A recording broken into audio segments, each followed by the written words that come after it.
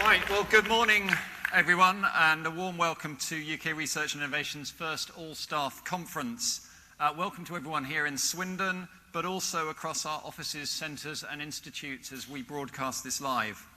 My name is Ian Kenyon. I'm the Chief Finance Officer and Deputy Chief Executive, and I am really looking forward to today. It's our first opportunity to come together as a unified organisation and take a closer look at what brings us together, what are the opportunities and challenges ahead, and importantly, what is our individual and combined contribution and role to making UK research and innovation an outstanding success. So the agenda for today, can you put the agenda up actually?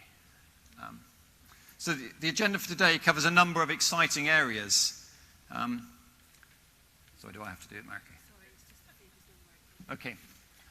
The agenda for today, which we'll get the feed in, it covers a number of areas. So we're going to start with a presentation from our Chief Executive, Sir Mark Walport, on the way UKRI will succeed, pushing the frontiers of knowledge and finding ways to put our knowledge to practical use.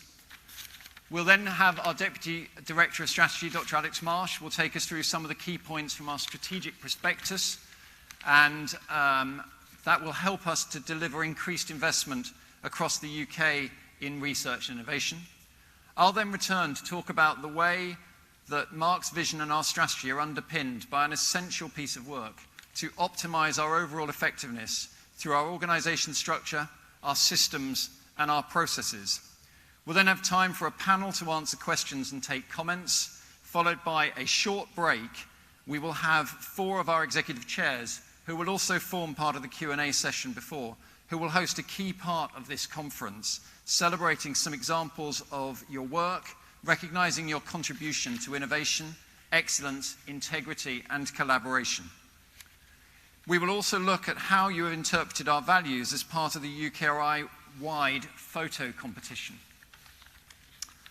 Today is the beginning of a two-way dialogue. We have about 750 people here in this conference room in Swindon, and we know hundreds of you are watching on the live stream. It's very important that we hear as much as possible from you, your thoughts and ideas, wherever you are. And we're using an audience interaction tool today called Slido to help us gather your thoughts and questions. So in good question time fashion, here is how it works.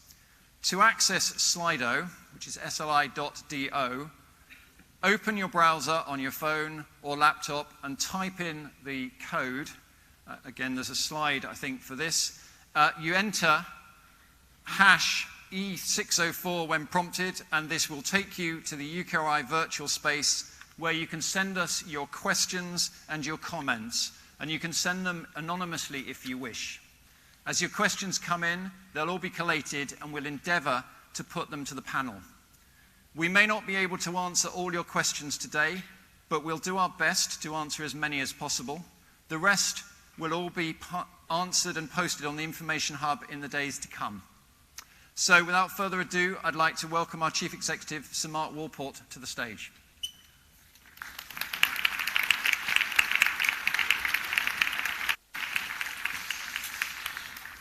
Well, thank you very much indeed, Ian. I think the first task for UK research and innovation is to help the nation to run its trains on time. Now, that isn't actually entirely a joke.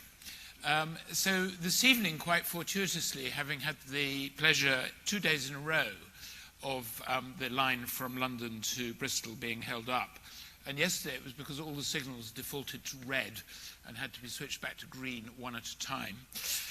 This morning it was a broken down train, but this evening I will be going to a dinner with the Transport Minister and the Transport Research and Innovation Board and the Scientific Advisory Board for the Department for Transport. Now, I think everyone here will be aware that there have been certain problems with the retimetabling of rail services. And that actually is ultimately a modelling problem, and it's a piece of systems engineering.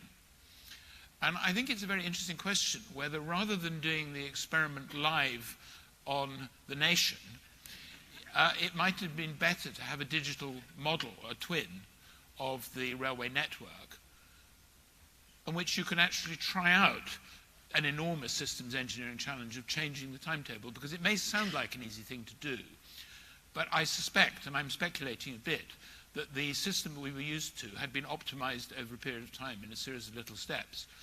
And just changing it in a very big way at once, basically, well, we saw what happened. And so our job is actually to work to tackle some of the major problems of society. And actually, this is an extremely interesting problem, modeling complex systems. And it comes to one of the major changes that we have in the world of research at the moment, which is that the tools that we have to do research are changing in the most extraordinary ways. And one of those, of course, is the power of data.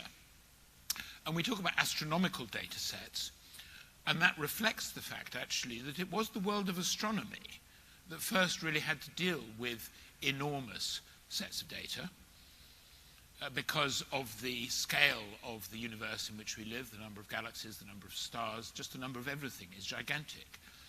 And so when they were scanning the universe using telescopes, radio telescopes, astronomers had to deal with large data sets. But we all can do that now. There's no area of research, from the social sciences and longitudinal cohorts and administrative data, through to our ability to sequence 500,000 genomes in the UK Biobank. These are all generating vast amounts of data. And the opportunity and the challenge of understanding those, of actually finding the needles in the enormous haystacks of data, means that we increasingly have to work as teams in multidisciplinary ways in order to tackle some of the big problems. So, as you saw in that video, we are, I think, an extremely important organization at an extremely important time.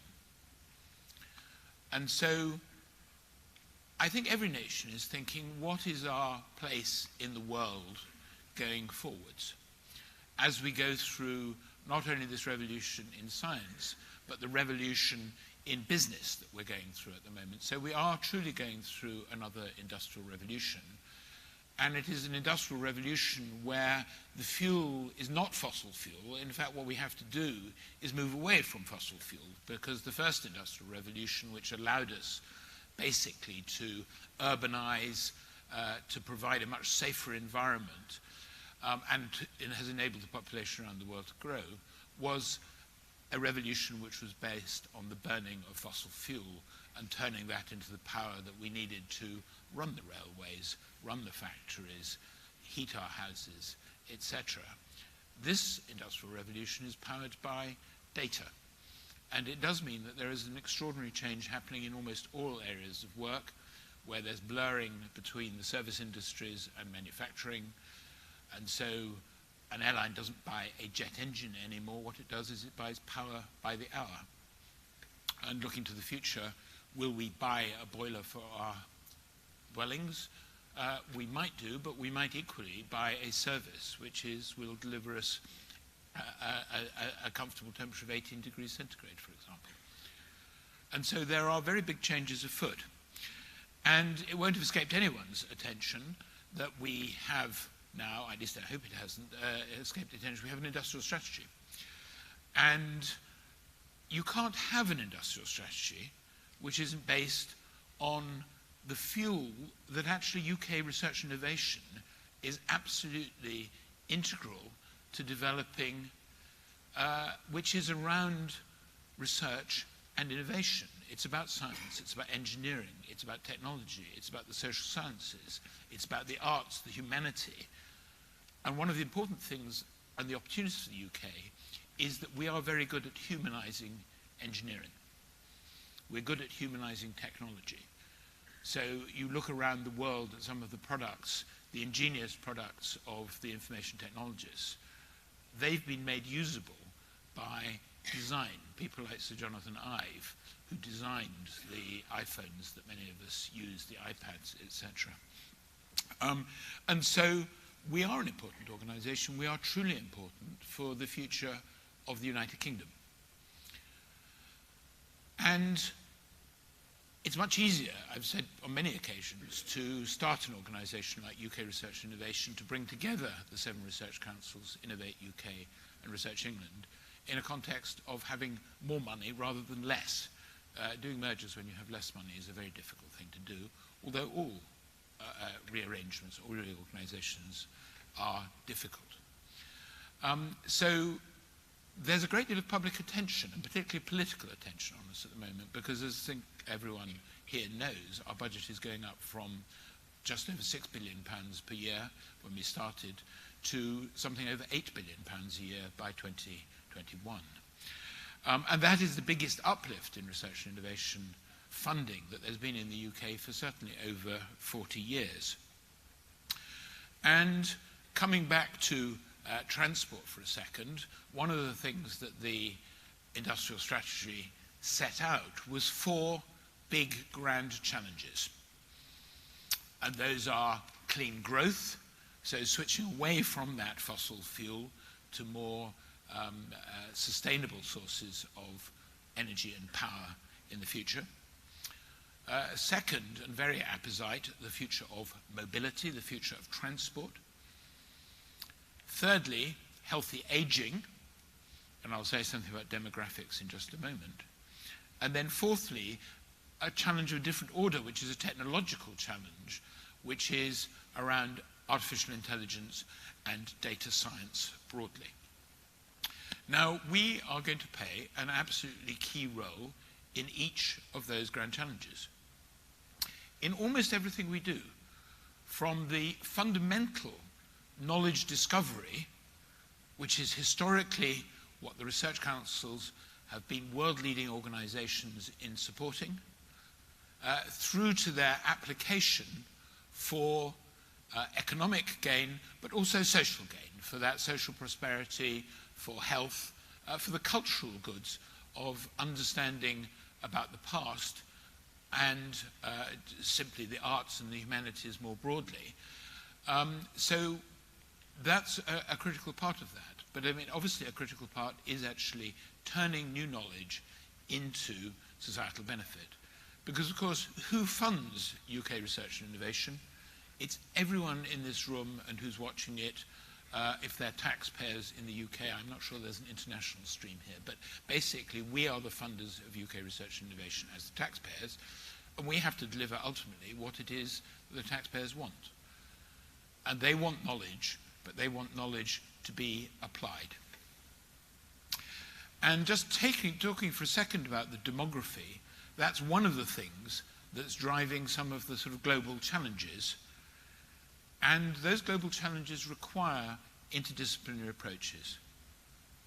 And it's just worth remembering that the backdrop to the formation of UK research and innovation, it wasn't Brexit. Everyone tends to associate everything with Brexit. It wasn't that. It came before the referendum. It was Paul Nurse's work, commissioned by Greg Clark, who's now the Secretary of State at Bayes, when he was the Science Minister, was to look at what everyone acknowledges is a successful research and innovation funding system, but to see whether it can be made even better and more fit for purpose for the 21st century challenges we face. And of course, demographic challenge is one of the biggest challenges for the relationship between humans and the other species that we share the planet with. So a world in which there are now 7.5 billion people roughly on the planet, rising to perhaps 9 billion people by 2050, with all of the consequences in Europe, in the United States, in Japan, aging populations, a change in the dependency ratio where there are a smaller working population and a greater population of people who are economically less active, those certainly by no means inactive, and then other parts of the world where sub-Saharan Africa, India, parts of South America, where you have burgeoning and young populations, and then all of the pressures of migration that go with that, economic migration, the challenges of infectious disease in a densely populated world where we live cheek by jowl with the animals, the farm animals and other animals that we share our planet with. And of course the products of all of our waste, be it carbon waste in the form of carbon dioxide, the nitrogen oxides that we emit from our diesel-powered vehicles, the plastics that are being deposited everywhere around the planet. These are all fascinating, interesting, and important problems, and UKRI ultimately is all about understanding the world, the universe in which we live, but applying that knowledge to tackle some of society's problems. And so we need to be interdisciplinary, we need to recognize that big data permeates everything, and we are living in an extraordinary time of social change where we are in a world where there is populism, nationalism, a distrust of establishments, and the research community is definitely seen as part of the establishment, a distrust of authority, and so how we engage with publics, and there are lots of publics, is critically important to us. And of course that is one of the functions that we're taking on from BAYS as we form a UK Research Innovation. So we're still only a couple of months old, and in human lifespan we're just about learning to smile. But the reality, of course, is that everyone has been working on the formation of UK Research Innovation for over a year now. And so the 1st of April was very important, but somehow if you were sitting in my office it didn't feel that dramatically different on the 5th of April to the 5th of March, because we are on a continuous journey. We've achieved the transition, but we have to, over time, achieve the transformation, which will mean that we can do everything that we've said we're going to do, to work seamlessly across the organization, to be able to support interdisciplinary research, team research, to be able to catalyze, because that's our job. It's not simply doling out the money. It's actually understanding how, when the money is doled out, it's turned into outputs and outcomes, and it's helping the research and innovation community to do things that they might not even imagine they can do. It is about how we convene people, we bring together not just the usual suspects, but people from all sorts of different environments, we mix people up. And of course we have to do it at a politically quite metastable time, but at a time when everyone around the world recognizes that research and innovation is an inherently global activity. So it's a pretty exciting time. We are a pretty exciting organization, and there is a very big vision here. We really do have to view ourselves as an organization that is key to the future of the UK, and the work is going to be important to all of us as citizens. So I'll just go back for a second to the review that Paul Nurse did, and he said the most effective research systems at producing knowledge for the public good are characterized by freedom of action and movement. They need to be permeable and fluid, allowing the ready transfer of ideas, skills, and people in all directions between the different sectors, research disciplines, and various parts of the research endeavor. And that is what we're going to do. And an important part of my job is getting out and seeing the research and the innovation that we support, talking to communities, and indeed that's an important role for all of us, which is actually engaging with our stakeholders. And it really isn't. We shouldn't be organizations which are postbox through which grants are received, they get processed, and money either comes out of the door or, of course, more commonly doesn't come out of the door, because we can only fund a relatively small minority of the applications that we receive. So just yesterday, I was a little way towards London on the rail line at Harwell at the launch of the Rosalind Franklin Institute. And that will be, because at the moment the building is yet to be built there, a fantastic new facility which will look at life in 4 dimensions. In other words, it will do structural studies of cells, organisms, and it will look in time. And it will do something which is extremely important, which is the great successes in science, in research in general, are when people devise new techniques, because they can then enable them to answer questions that weren't possible before. And so some of the things I saw yesterday were a developing electron microscope, which by using very rapid pulses will be able to look at chemistry in ways that wasn't possible before. It'll actually be able to see the structure of molecules as they interact with other molecules. I saw another camera being developed, and this is a camera that can look at cells and their interactions with microbubbles, which are potentially a way of delivering anti-cancer drugs. And so you coat these little bubbles with chemotherapeutic agents, and then they get disrupted at the site of the cancer cells. But we need to be able to see what's going on. And so they're working with a camera manufacturer and an extraordinary CMOS chip, which has a very wide spectral range, to develop a new camera. And that's what we have to do. We have to bring together the researchers who have questions with the technologists that have the techniques to develop the new kit. And it is all about, actually, physics, chemistry, working with biology. So, last week I was at the British Geological Survey, seeing underground, and thinking of seeing underground and seeing Mark Thompson sitting there. One of our extraordinary assets is that we work with a mine at Bowlby in the north of England. And there, it's a very deep mine, and it has no background radiation. And Mark has catalyzed working with our US counterparts on putting detectors down there that can detect. Now, is it neutrinos or antineutrinos? There's nodding. I'm not sure which it is. Maybe it's both. But we have extraordinary assets, and I think it's quite important that we sort of see those assets. And one of the things we're doing is taking out the board to do that. So I was at the Laboratory for Molecular Biology at the beginning of the year in Cambridge, and again looking at some of their cryo-electron microscopy, for which Richard Henderson won the Nobel Prize last year. So, and I've been to universities around the country. I've been to Oxford, I've been to Glasgow, I've been to Glasgow University, Glasgow Caledonia University, Belfast, University of Ulster. I'm really getting out and about, and I'm going to do this with business too, with industry, because these are all our stakeholders, and our job is to catalyse and use that taxpayer money wisely to support research and innovation.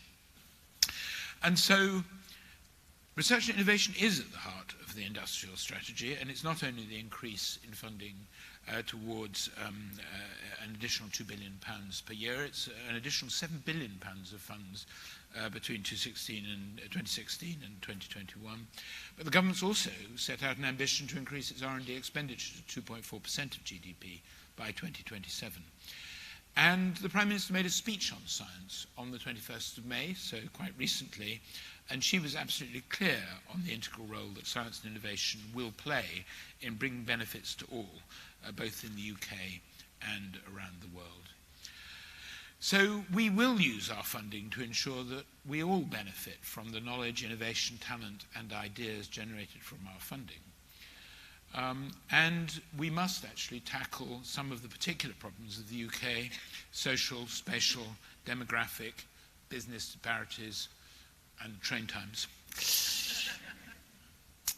And in order to do all this, we've got to be open to new and ambitious ways of working. We have a fantastic team of executive chairs in our corporate services, and we are going to work in new ways in order to be able to really deliver our best. And so we've got a number of tools which are actually helping us to work across the organisation. So we have the Industrial Strategy Challenge Fund, which is very much a partnership between Innovate UK and the different research councils, depending on what the domain area of the Industrial Strategy Challenge is. We've got the Strategic Priorities Fund, we've got the Global Challenges Research Fund, and we have a very significant amount of overseas development assistance money, over £1.5 billion. And that enables us to do international partnerships in a way that's proved enormously powerful. And to be absolutely clear, that's been going for several years now, so it's something that antedated UK research innovation. But ultimately, we're about people. We're about our own people in UK research innovation, and we're about supporting talented people around the UK and indeed around the world. And an extremely important aspect of that is diversity. It is equality, diversity, and inclusion. We must support all of the talents And Jennifer Rubin, who will be talking to us in a few minutes' time, is taking the lead on that. And of course, ultimately, we've got to take risks to support those who are prepared to tackle tough problems. But talented people can only work if we provide them with the best environment. So we will work to provide the right environment and incentives for universities, for institutes, for innovators, and for businesses to flourish. And as I've said, at a time when the importance and value of truth and expertise is being questioned by people around the world, our job is to maintain and strengthen integrity and trust in research and innovation by working to establish the best culture and the highest standards of practice. And as Honora Neal has said on many occasions, the corollary of trust is trustworthiness. And we have to demonstrate through our actions and integrity that we are trustworthy. But it's never really been more important, I think, to engage the public in discussions about research and innovation when we all know that there is enormous power from technologies such as artificial intelligence. But to many people, they feel that it feels like something that's going to eat their job. And so we have to think very carefully about how we maximize the benefits and educate people, continue to develop them throughout their life, because jobs will change, there's no question about it. So I'm very proud of the team that we've brought together. We have, as I've said, got an exceptional cohort of executive chairs of our 9 councils. We've got an outstanding board led by Sir John Kingman, and we've got extraordinary people working in our councils, and a very dedicated staff who spent the last year putting our organisation together. Of course, last month, at the beginning of, well, actually, it was at the beginning, yes, no, last month, it was in May, we launched our strategic prospectus, and that was a significant milestone for the UK research and innovation. And we had an excellent event at the British Library, which was very well attended. And I'm very pleased to have the opportunity to speak to so many of you today. And of course, one challenging part of being such a large organisation is that we are spread across the country and indeed over the world. And therefore, I hope this technology of streaming is working, and who knows, there may be, I hope there are lots of people at the end of it, but we'll see how many questions you come up with. But I'm also very grateful to Meraki and the team who've put a lot of effort into organising today. And I'm very excited about the challenges and opportunities that lie ahead for us, and look forward to working very closely with all of you to make sure that UKRI is a resounding success. And I said half jokingly at the end of my remarks at the Rosalind Franklin Institute inauguration yesterday that you'd better succeed. And the challenge for us is we had better succeed, because there is an enormous amount of expectation that's been put ahead of us, and it really isn't business as usual going forward. I think we've all got to rise to the exceptional challenge and the extraordinary opportunity. We really are an important organisation, and we must be a wonderful organisation to work in. Thank you for your attention.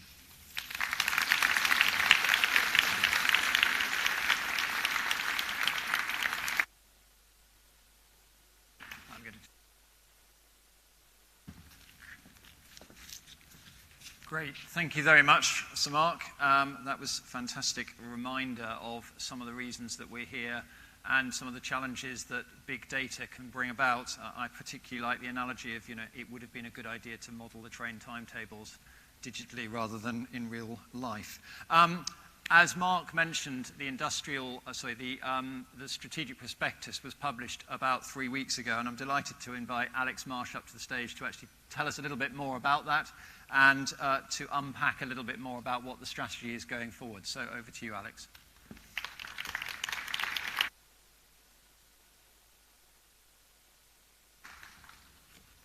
Thank you very much for that introduction, Ian. And first of all, just to introduce myself, I do recognise quite a few faces in the room, but my name is Alex Marsh.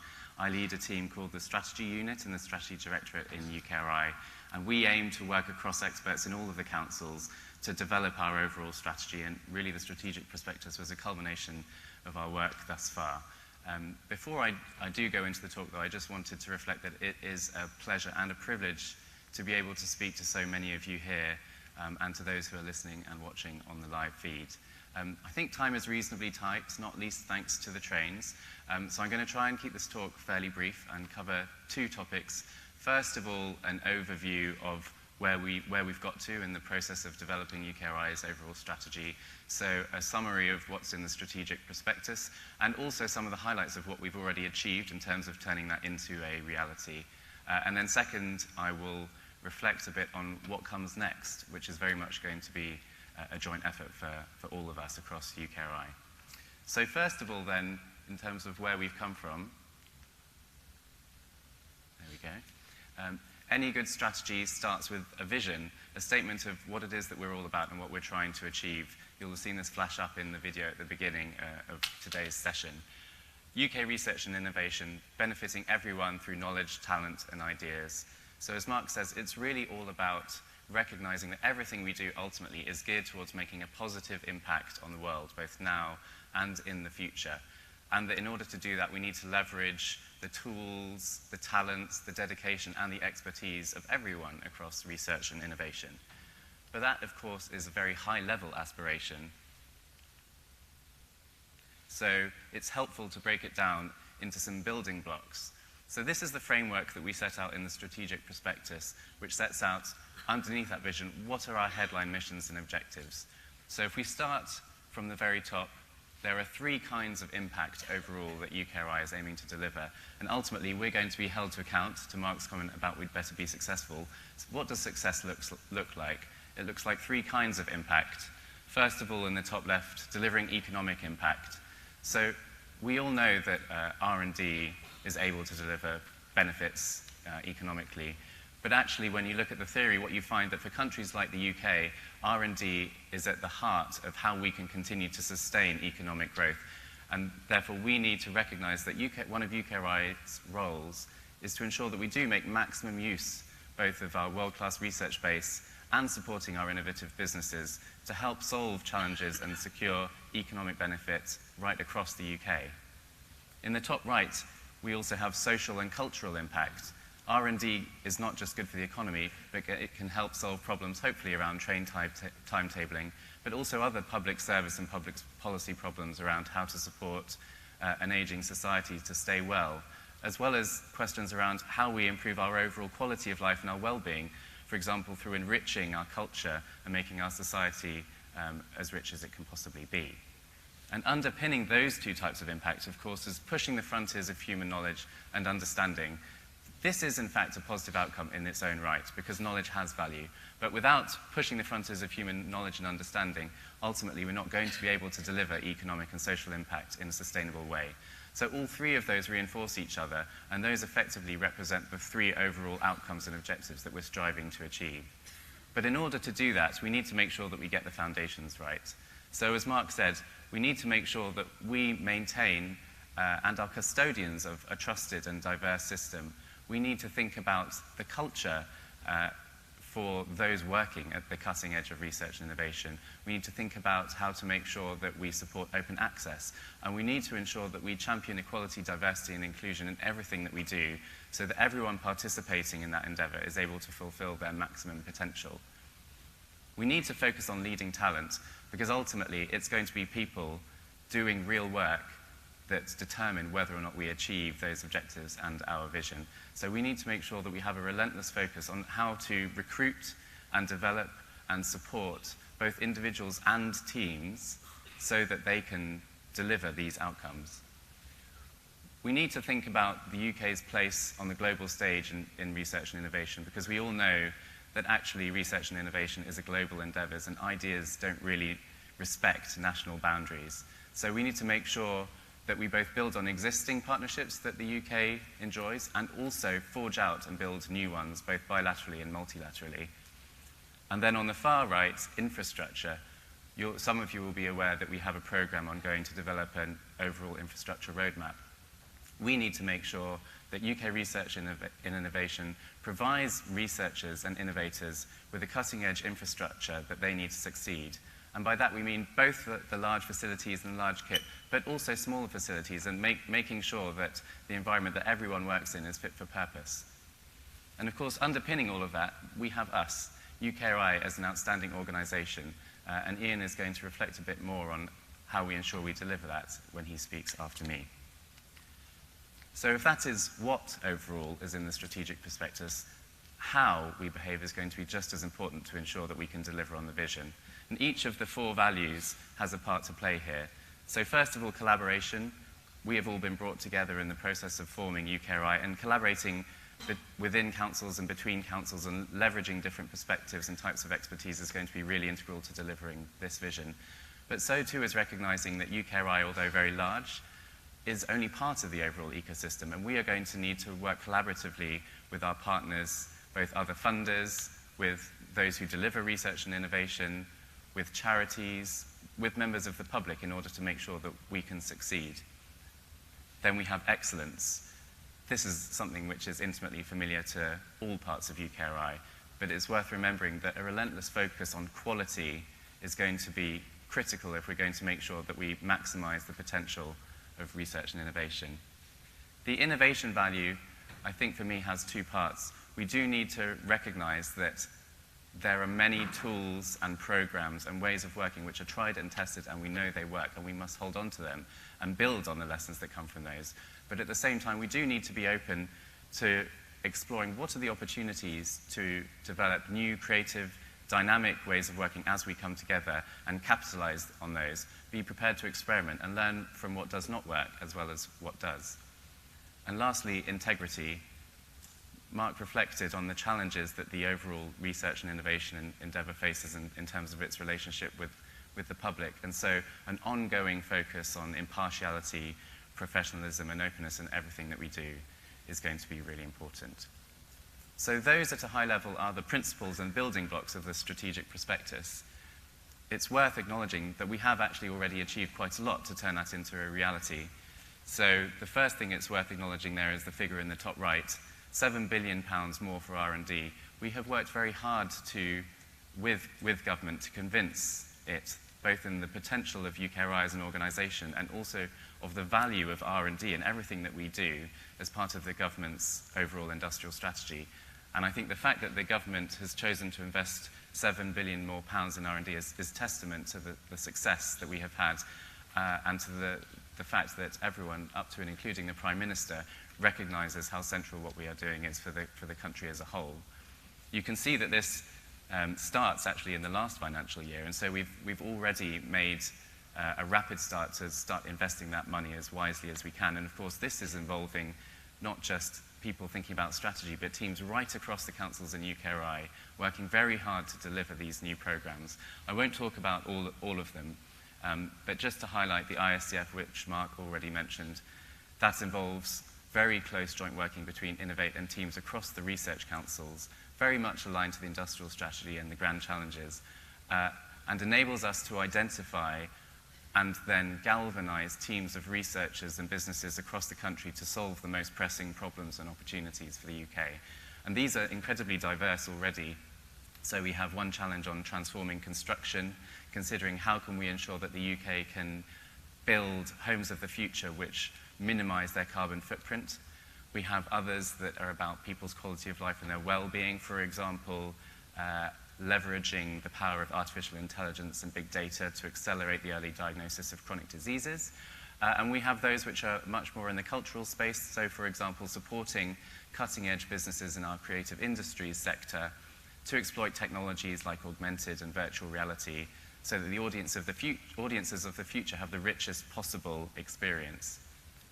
It's also worth pulling out the Strength in Places Fund, which is a good example of, I think, quite how innovative UKRI can be, because we have designed and are now rolling out this brand new program incredibly rapidly, drawing on the expertise, particularly of Research England and Innovate UK.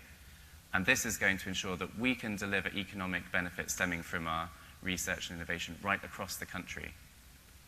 It's also worth mentioning the Strategic Priorities Fund, which builds on the vision that was set out in Paul Nurse's review of a common fund. And this is a really important part of ensuring that our overall strategic approach is balanced and will ensure that we can identify and back emerging priorities for each of the councils in UKRI, that we can support some of the best multi- and interdisciplinary research, and also so that we can work ever more closely with government departments so that we can recognise what their greatest needs are and help them to deliver better outcomes for the country. So that at a headline level is where we've come from. Where are we going? Well, we've also succeeded in convincing the government to set a very clear and really quite challenging target for where we should go in the future. Mark mentioned that the Prime Minister has set the target for total investment in R&D to reach 2.4% of GDP by 2027. That's a very dry number, but actually, if we can get there, it's going to be a transformative change, both for the UK and also for us as an organisation.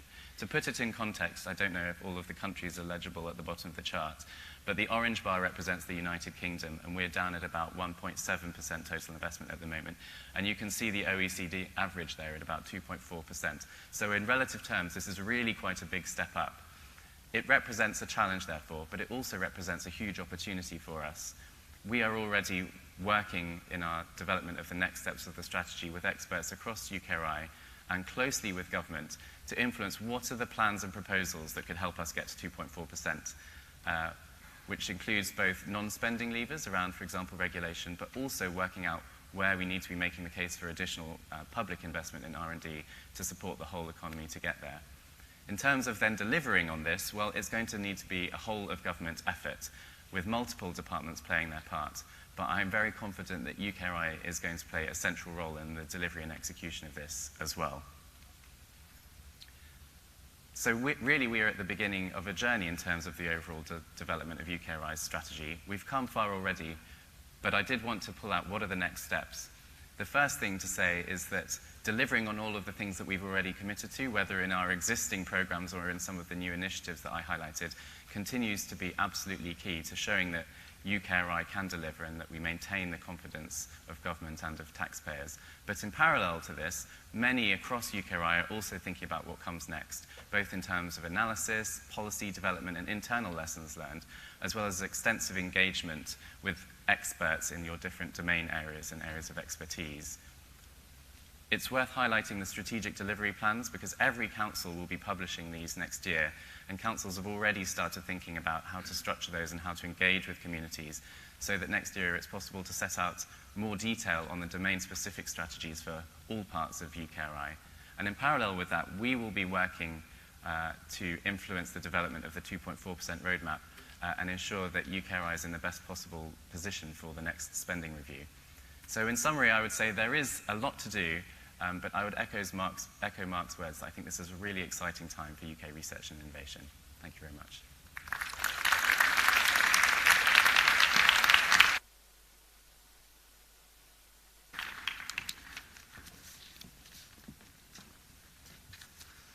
Great. Thank you very much, Alex. So following on from Alex and Mark, I'd like to build on these two sessions and talk about some of the operational next steps. There's no doubt in my mind that to be successful and to meet the challenge, we will need to evolve. We will need to be creative, forward-looking, and we'll need to find the time and space to think, to refine, to adapt, and stay ahead of the game. We need to actively convene and catalyse across all our areas of specialism. And this is going to be a lot easier if we reduce the number of different ways we have to do the same things. What this means in practice is that we need to have the right people, the right tools, and the right processes in place, organised in the most effective way. This is where transformation comes in, looking at what we do and ensuring we are increasingly collaborative, collaborating between ourselves, collaborating with our research and innovation communities, collaborating with other government agencies, and collaborating internationally. Now, transformation is never simple. We don't have a magic wand to wave around and create the best, most optimized environment. We're not at Hogwarts. So over recent months, we've been focusing, as has been said, on the day one essentials, but we've also refined the thinking on the common objectives, the clear strategies and goals, and we're clear on where we're going and when. This is an essential foundation. And as an executive, we believe we need to focus on three things. How do we create an organisation that brings new and significant benefits across the research and innovation landscape, build on our strong traditions, but increasingly consider new ways of working? How do we operate more efficient central services, providing outstanding support to our councils? And how do we implement new processes and systems that work better, are more intuitive, and enhance our roles? So like any organisation, our intent on moving forward is to work together to achieve change. And like many organisations, we need to become leaner and more effective. But we want to harness your expertise, your ideas and your insight to develop a culture of continuous improvement throughout UKRI, in our units, institutes, centrally. And we'll need perseverance as we go through it. But I know that working together, we can achieve great things. So let's look at the areas of focus, recognising that Sir Mark and Alex have already set out the UKRI strategy. Firstly, we need to fund the best research and innovation. So our ultimate goal is to build an outstanding reputation and be renowned for our evidence-based decision-making, our flexibility, and our ability to look ahead and address the key challenges that our children and future generations will face. And as has been said, we need to see that coming through in demonstrable ways. So we're going to need to work on our well-respected decision-making. We're going to work with our already collaborative peer review processes. We're going to use the insight, knowledge, and expertise from the councils and communities to inform that decision-making. And as Alex has said, and Mark said, we've got extra money to invest, and we're going to need to be more interdisciplinary in the way we work, more cross-council. So our processes must not be restricted to insight and expertise from one council. We'll need to work in an increasingly cross-organisational way. And that's very much a focus of the work of the council chairs in the early days. And it's the best way we'll be able to maximise our impact, achieve more, and deliver a better return on taxpayers' money. Secondly, turning to the middle box, we need to transform our funding processes and systems. We need funding systems that work for us and work for people who are funded by us. We need to offer a single entry point to our customers. There should be a simple way to speak to us, using a unified language and ideally a single process to follow. Doing business with us needs to be slick, but at the same time robust. I'm sure you would all agree that simplified, intuitive, and fit-for-purpose systems and unified processes that help us become more efficient would be welcomed. So what we're looking for here is an agile, responsive, and easy-to-access research funding system. This will make a massive difference, I believe, to everyone working in this area. And more importantly, it needs to make a world of difference to our customers. And that's exactly what I want to deliver. Thirdly, we need to optimize the central or the common operations. When the creation of UKRI was first debated, there was a clear understanding that we could create a single integrated organization. Centralized corporate services and processes are essential, removing unnecessary duplication. Specific measures of success would include a single finance system, a single HR team and system. And these systems and associated processes will give us the freedom to work more efficiently using modern technology and digital practices. Now, alongside the development of an integrated UKRI people plan, these processes will enable colleagues to move around the organisation more freely, thereby enhancing our roles and providing opportunities for new experiences. They will also deliver cost savings as we streamline our support teams, savings that will be needed to justify the investment. And as a core foundation at the base, we need to develop our common values and build the UKRI culture that supports our vision. The bedrock to transformation is all of us, the best people operating in the right roles with the right support. Without great people, we'll never achieve transformation. So the Executive Board have had a number of good discussions about how we achieve transformation and the important role we all play. So I can assure you this really matters to us, and we'll be continuing to invest strongly in training, development, and communication. So for the last few minutes, I've talked in relatively general terms, but I think it's right to be more specific about what we need to achieve this year. So over the first 6 months of this year, you'll see me finalising the centralisation of the corporate service teams, finance, HR, governance, some of the operations, whilst the executive chairs will establish their own teams and their council's ways of working, recognising that they've got a number of new people on their councils. We'll conclude our review of the Research and Innovation Service, called RIFS, to work out what a new system must be able to support and identify if we can simplify some of the existing funding procedures. In the second half, we will design the structure of the communications function and we'll define our future systems needs, working with UKSBS for the finance and HR packages and working across Innovate and the councils on the funding services that we've got. And as Alex said, each council will publish strategic delivery plans for their areas.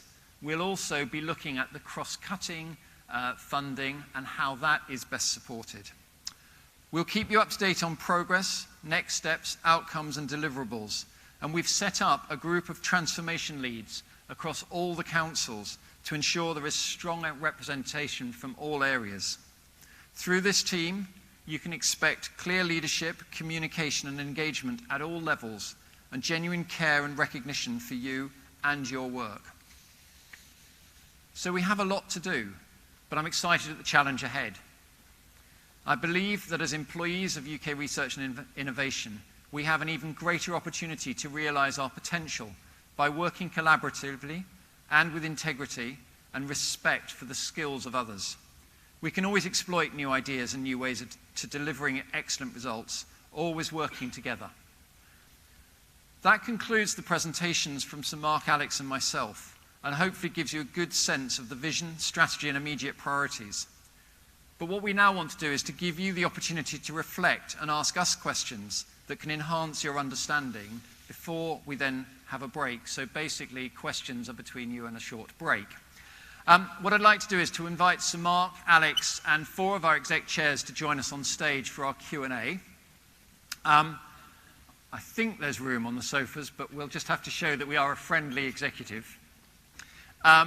We're joined by Professor Jennifer Rubin from ESRC, Dr. Ian Campbell from Innovate UK, Professor Mark Thompson from STFC, and Professor Melanie Wellham from BBSRC. If you're watching us on the live stream, use Slido to share your questions. If you're in the room, then there is a roving mic. Just stick your hand up and we will try and do that. And Mariki down here, I guess, has got the questions that are coming in. So who's got a question? It's good to have the lights up, actually. It's quite bright here, and that's better. Right. Yes. Do you want a mic? There's just if you just say it, I'll repeat it if you like. Of course. I'm James from Innovate UK. Absolutely fantastic presentation. Thank you so much. Really informative. One thing I would like to get your angle on is specifically SMEs that we deal a lot with. And within those, I know they were encapsulated. Thanks very much. I just wanted to know the panel's view. It is on. Thank you. Can we turn up the microphones? So I just wanted to know the panel's view about what they see as the role of SMEs carrying out innovation for the UK, because obviously they're prime candidates for growth. So before I answer it, I didn't ask James to plant the question in case anybody asks me. SMEs clearly play a vital role in enabling new technologies to be translated from invention through innovation into commercial success, but they are one ingredient within the whole UKRI remit. So whilst we will all support SMEs and continue through not just Innovate but other research councils and are working with them, the bigger programmes will involve SME growth but also involve funding in academic initiatives as well, but SMEs clearly are at the heart of what we're trying to do. Anyone else from here, the room? Yes. Right, in the middle, there's a microphone working its way along the row to you.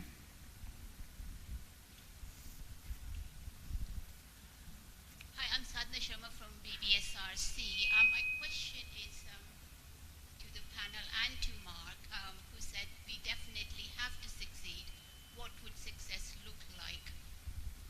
what would success look like? What would success look like? Well, I mean, success at the end of the day is getting outputs and outcomes from the work that we fund that basically do what we want, which is develop economic growth, generate knowledge that actually improves society generally. What we are about is actually not, I think there's been too much focus in the past on getting the money out of the door and not understanding what it is that happens with it. So the success is about all of that funding we're using, we're delivering, doing what it says on the tin. So it's about strength in places, growing clusters in parts of the country that have small-scale economic success, but where there is the opportunity to scale it through research and innovation. It's about researchers discovering, it's about people at the Rosalind Franklin Institute developing those cameras that will see if the chemotherapy can be delivered more effectively and turning that into benefit for patients with cancer. It's about, again, going back to that electron microscope I talked about, using that to demonstrate that we can develop new drugs. It's about, I'm going this afternoon to the Foreign Office, where they're launching a knowledge exchange scheme between ESRC, AHRC, and the Foreign Office. It's about demonstrating that researchers throughout the country in the social sciences, in the arts and humanities, in engineering, can work with the Foreign Office to increase the ability for them to do their policy work. So there's no single measure, but it's about looking in a bespoke way at each of the things we're doing and seeing whether what the outputs and the outcomes are. In the Faraday Challenge, it is actually about moving towards an electric a motor car and having better batteries. In healthy aging, it's about developing new economic models for delivering social care so that we can all stay in our homes in a healthier and more full fashion for longer. So there's no single measure, but we've got to look through the lens of what is it are we trying to achieve with any particular piece of funding, and is it doing what it says on the tin? And that's not about recognizing that we're not taking a huge amount of risk. But the good risk is taking talented people and giving them money to take on a tough problem. What's not a good idea is if our peer review processes don't work well, and we end up giving money to people who, for whatever reason, are not talented and aren't going to deliver. So it really is on focusing on the quality of the teams, be it the money that Innovate UK spends in SMEs. It's about, is there a good team in the SME? Is there a good team in the company? Is there a good team in the university? So we've got to be very careful not to try and reduce this. We can't reduce this to a single number. But I suppose another success measure is, will the country, will all of us as taxpayers want to continue to invest in UK research and innovation? We will only get to that 2.4% if industry invests as well. Because if you look across the OECD, 2/3 of the investment in research and development comes from industry. And so if the new public money doesn't persuade the private sector to increase its investment as well, then the Treasury will take an enormous amount of persuasion to continue on that trajectory. But what we've got to think about always is, what does success look like? And we can't reduce it to just a number. Can I just take one from here, actually, as well, which has come in, which is quite a broad question, but what are UKRI doing, and I think, Jennifer, it's probably one for you, what are UKRI doing to inform educators from early years to secondary schools to address gender stereotypes and positively impact the number of females in STEM? So it sort of plays to the EDI kind of question. It absolutely does. Thank you. Great question, and I wish I had all the answers to that right now. I'll just set out a few first thoughts. Of course, we're not educators of primary and secondary school students ourselves in the research that we fund. But as lead on EDI for UKRI, one of the first things I want us to do is to actually start to gather together the evidence base that does exist for what are the challenges for bringing through the best talent into our research and innovation system. And as soon as you start doing that, of course, you get back to some of the challenges are, of course, within the actual kind of university research sector, but some of them start far further back. And we won't be able to tackle those challenges unless, first of all, we know what actually works to tackle them. So we've got to understand what the challenges are, where they start, how far back do they go, what works, what do we know about what works to tackle them, and where there are gaps, we need to actually be willing to go out there and build that evidence base. And our researchers in the research sector that we fund absolutely can play a really important role in that. And we can fund what work centres that help gather that information, and we can fund researchers who can do the primary research that will help us understand that better. But it's going to be about the psychology, it's going to be about the structures and processes and policies that support that, and about the culture of the places, whether it's schools or universities and beyond. So we're absolutely going to work at all those levels with the tools that we have available, and working with the Department for Education and working with our colleagues who do work in those fields to actually achieve that. So I'm really excited at all the things at our disposal to start to make progress.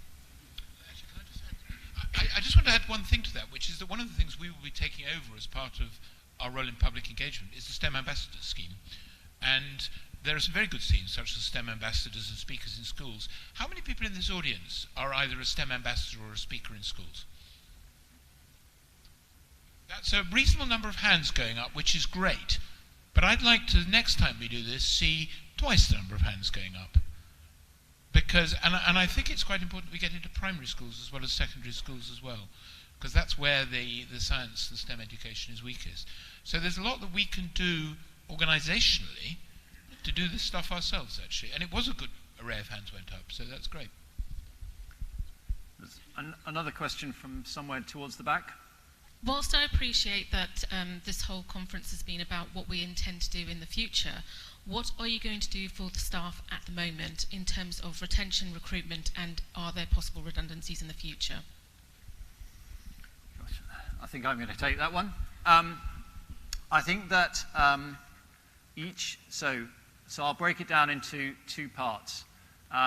Firstly, I think it is incumbent on every part of the executive team to lead their own parts of the organisation, but to a common people agenda. So I would expect every research chair to be leading their area. I would expect myself and Rebecca, who's not able to be here today, we will lead our own teams to make certain we get the right structures in the right places. We are not setting out on this journey to make lots of people redundant. That is not the objective. We've got more money to spend, and we will need more people to help us spend that money. What we have to do is to work to iron out the things where we're duplicating activity, and we have to also, as I said in my presentation, we have to also look at the systems and the processes that we've got and try and streamline them so that actually we can remove some of the work that is involved, but then we can utilize people in better ways. So my objective would be to enhance people's roles, and that is what I'm working towards doing, and I think that would be the same for everybody in the councils. Mark. Wrong mark. Yeah, sorry. I mean, I think we're certainly within STFC, and I'm sure the other councils are the same. We recognise staff retention as an absolutely core issue.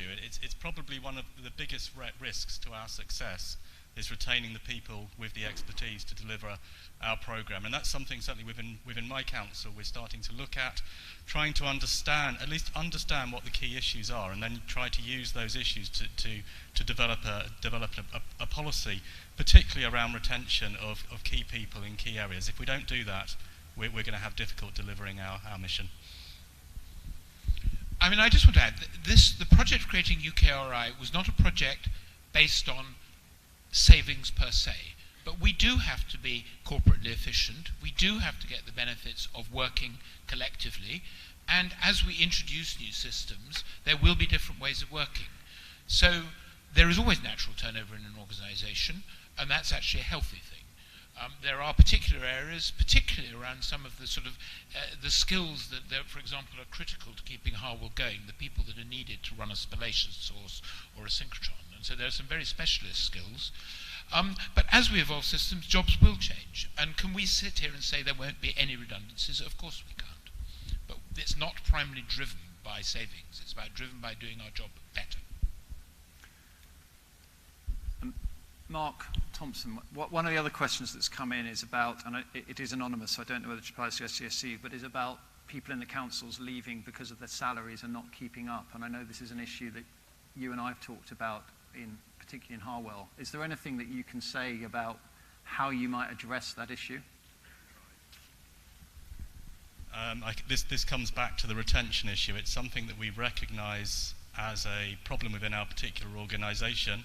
Harwell is located in Oxfordshire. It's not the cheapest place to live in Britain.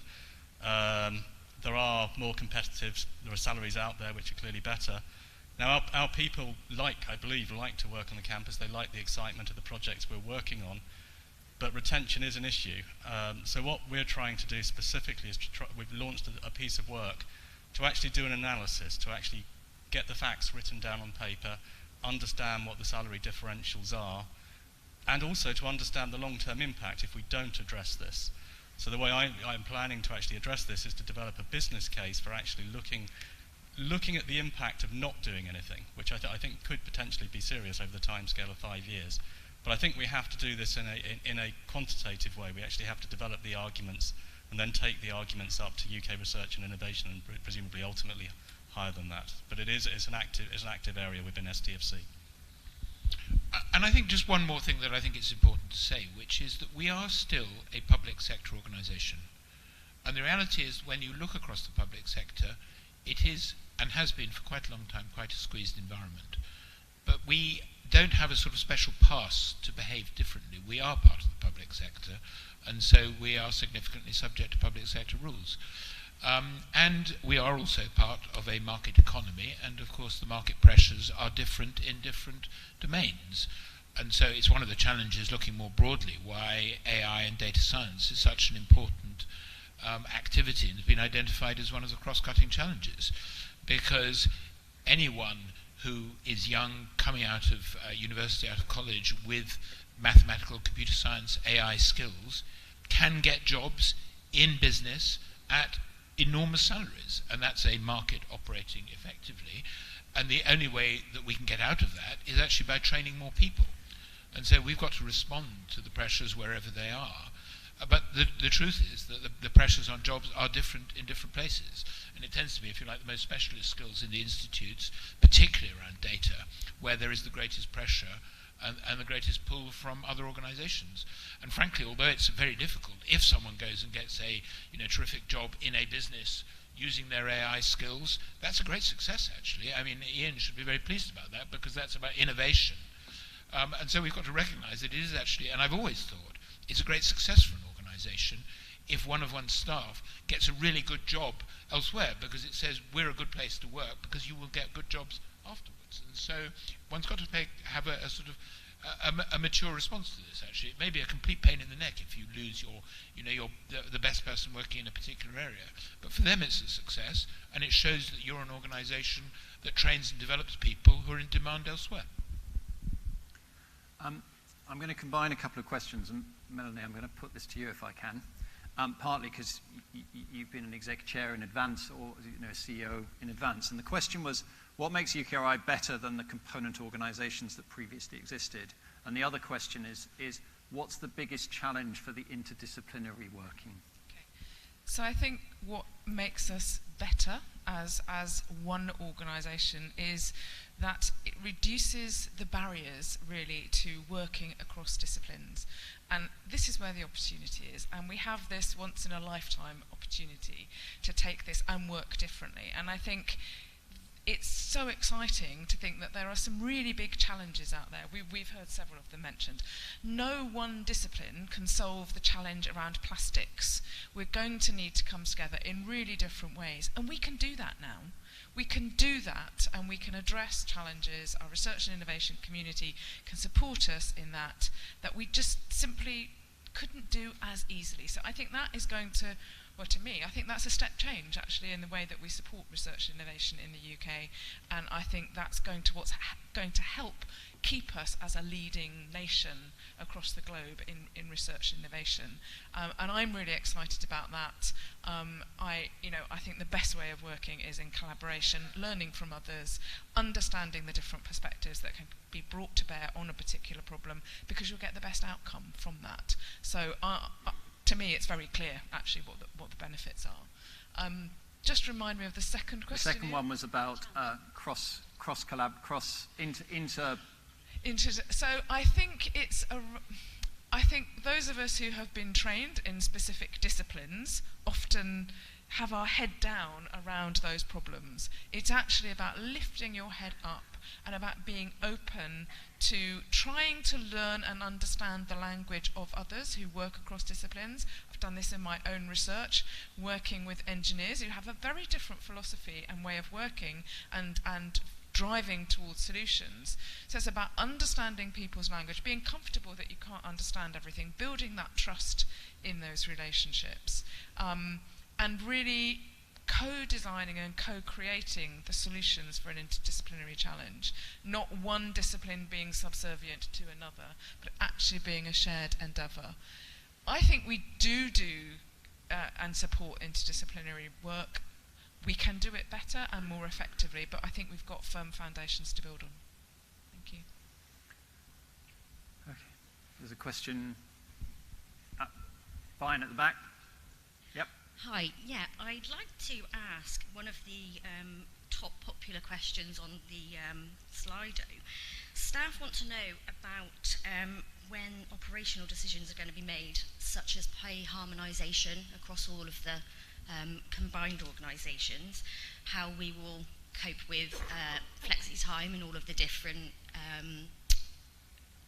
ways that we work at the moment, and grade harmonisation, because they are quite different across all of the organisations.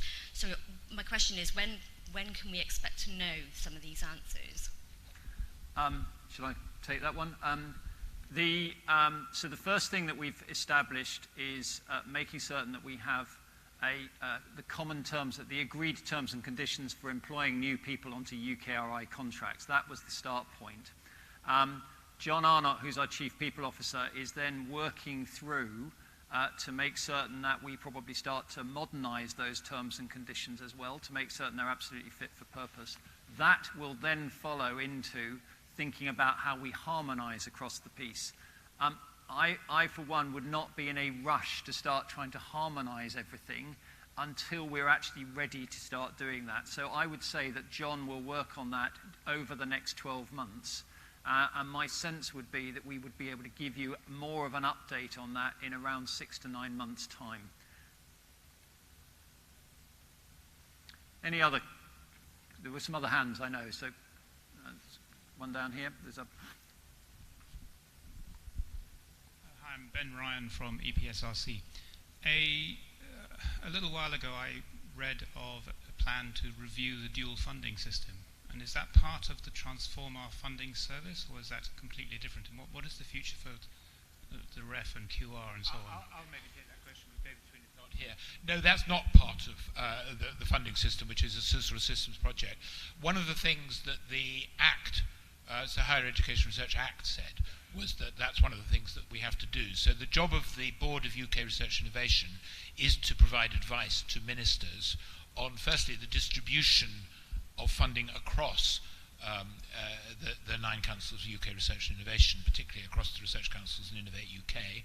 And I've said publicly on a number of occasions, we're not going to have radical swings overnight, because if you ask the question of what's the methodology for doing that, that's not straightforward. And although there's been a lot of historical basing to it, actually the decision as to how much you spend on physics as opposed to how much you spend on history or biochemistry, there's no single right answer to those questions, actually, so we're not going to swing that around. The other question, obviously, is, and this is a constant question, which is how the dual support system works. And, of course, for the very first time, the existence of the dual support system is actually enshrined in the Higher Education Research Act, so it is there by Act of Parliament. But clearly it is an ongoing task, again, to look at the balance of distribution between what flows through Research England and its counterparts in Scotland, Wales and Northern Ireland. And that, again, is a piece of work which we will do. It's quite separate, and obviously we'll work very closely with stakeholders on that.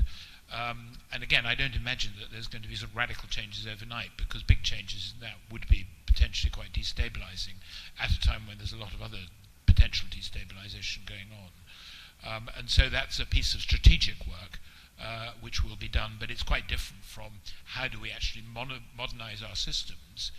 And I think an important part of that is part of our efficiency has got to be an efficient interface with the institutions that we fund. In other words, we have to reduce both the opportunity cost for us and the opportunity cost for those that we work with. And I think it comes back to the grant systems project, where we've got to look, there we have got to really harmonise, which is, is it so fundamentally different to write a grant in chemistry or biology, or, we've got to optimise that. And there may be different questions, but that's not actually a material difference in the system you require. So there's something about optimising our systems, but then there's the strategic question of balance of funding.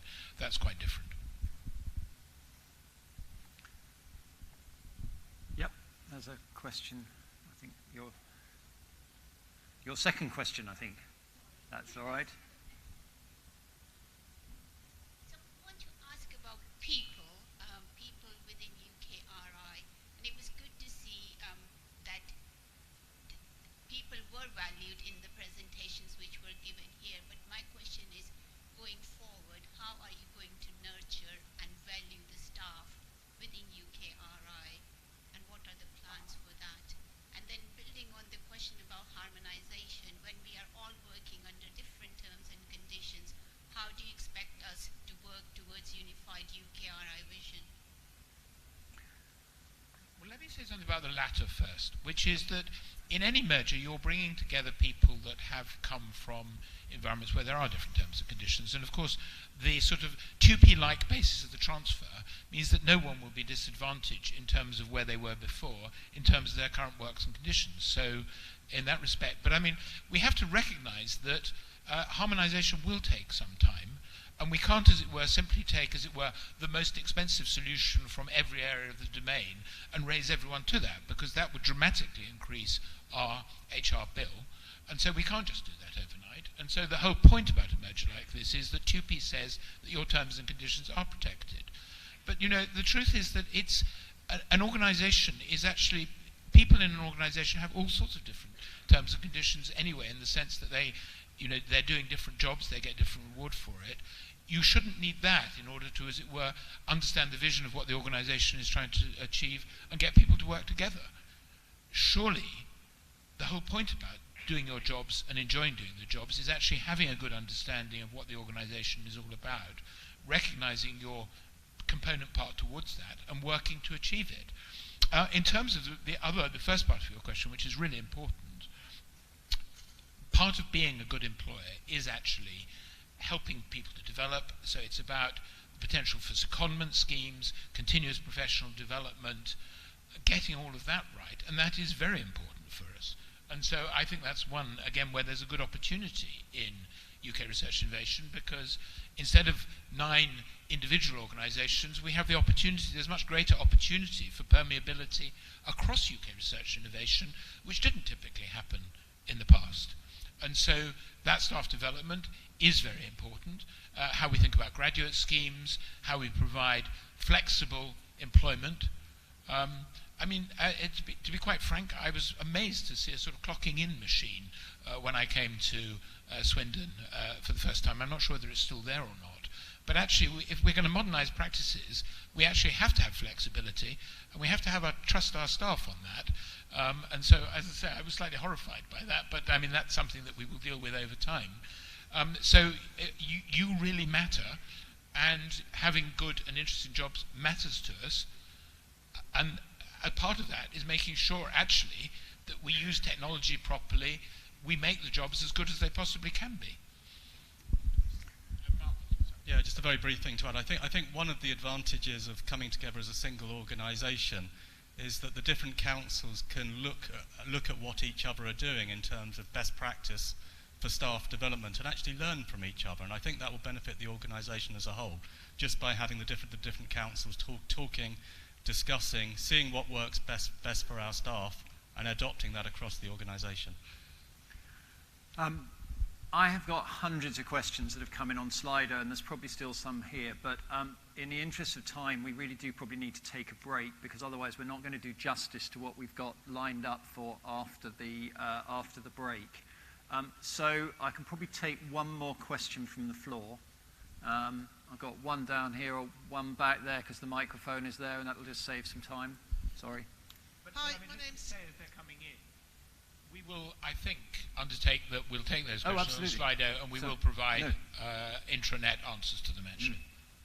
Hi, my name's Kate. I'm from the MRC. I'm the chair of the National Trade Union side for the MRC. I was just wondering if there's much appetite for, you're talking about imaginative research and innovation. How about research? How about innovative ways of looking at pay and how you manage your staff and systems like that, rather than relying on the government way, the Bayes way of doing things? So is there much appetite for looking at those sort of systems?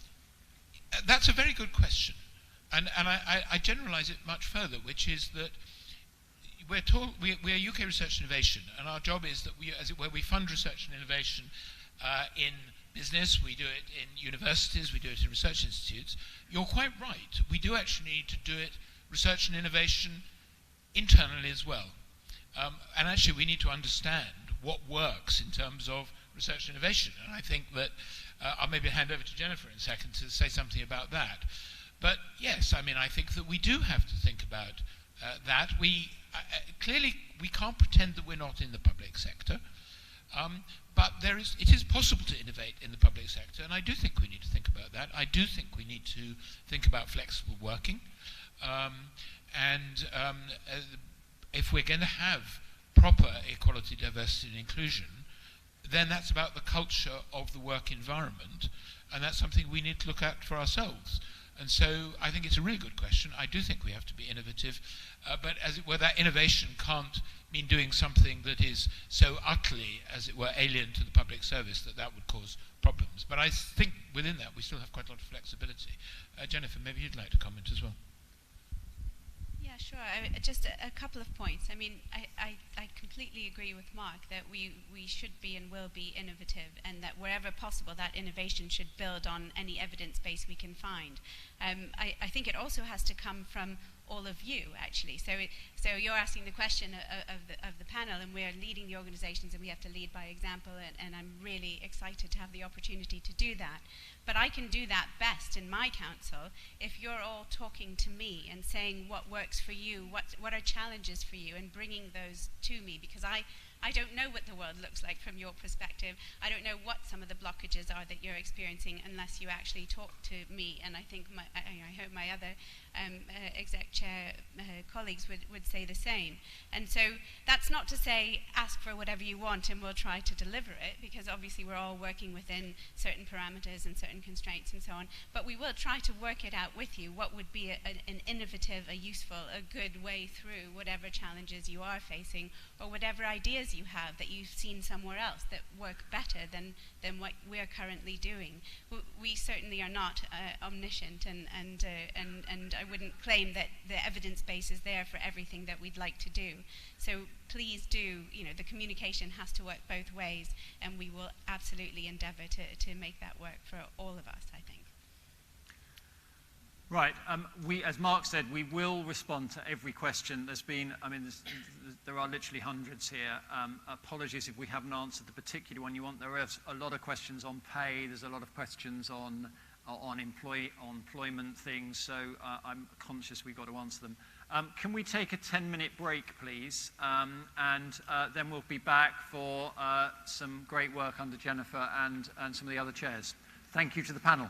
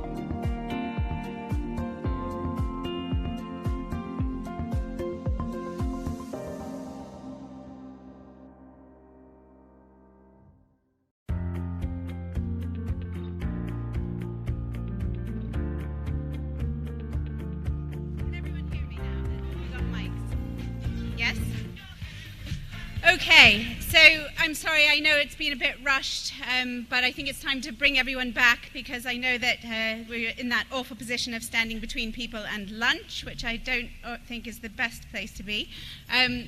But absolutely delighted to be here and to welcome you all back from your break. And I think that many of you will agree with me that we can now add toilet queues to trains as our list of societal challenges we should probably look to tackle. So, as Mark said earlier, I'm Jennifer Rubin. I'm the Executive Chair of the ESRC and the Lead for Equality, Diversity and Inclusion for UKRI. This plenary session, which I think is the last of the morning, is about showcasing some of your work and your contribution to our ongoing collective success as UKRI. Ian highlighted earlier how we need to harness and value the breadth of thinking while also working in different and new ways. And as we've already been discussing, we'll be working together ever more closely, harnessing the diverse thinking and talent that we have throughout the organization. So I wanted to just briefly open this session by sharing with you my view of what it means to embrace diversity and inclusion, even as we become one overarching organization. EDI is something I've cared about for really as long as I can remember. And so at its very most high level, at its most basic, I believe that we should all be able to live and work in an environment in which we are enabled to thrive, in which we can make our contribution to the best of our ability, and in which we can be valued for doing so and feel valued for doing so. So that's really the vision. I've always enjoyed working in diverse groups myself, building on the many diverse approaches and perspectives that brings, whether they're cultural differences, disciplinary differences, cognitive styles, and so on. And it turns out that this kind of diversity is also good for the performance of teams. Complex tasks and problems are more likely to be solved when many perspectives are brought to bear. And working in this new way, we certainly have plenty of complex tasks to address. Not only in terms of the societal challenges, but some of the systems and processes that we will need to open up and transform, as Ian alluded to earlier.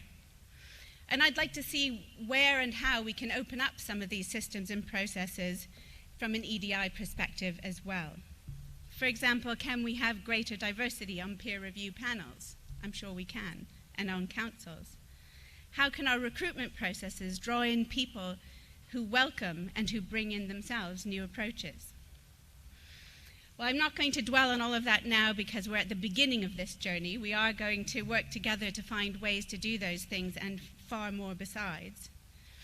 But to provide a flavor of some of the diverse thinking and the wealth of knowledge and expertise across the organization, I would like to now welcome Ian Campbell, who is the Executive Chair for Innovate UK, and who will take us through an example of some of your work. Thank you, Ian.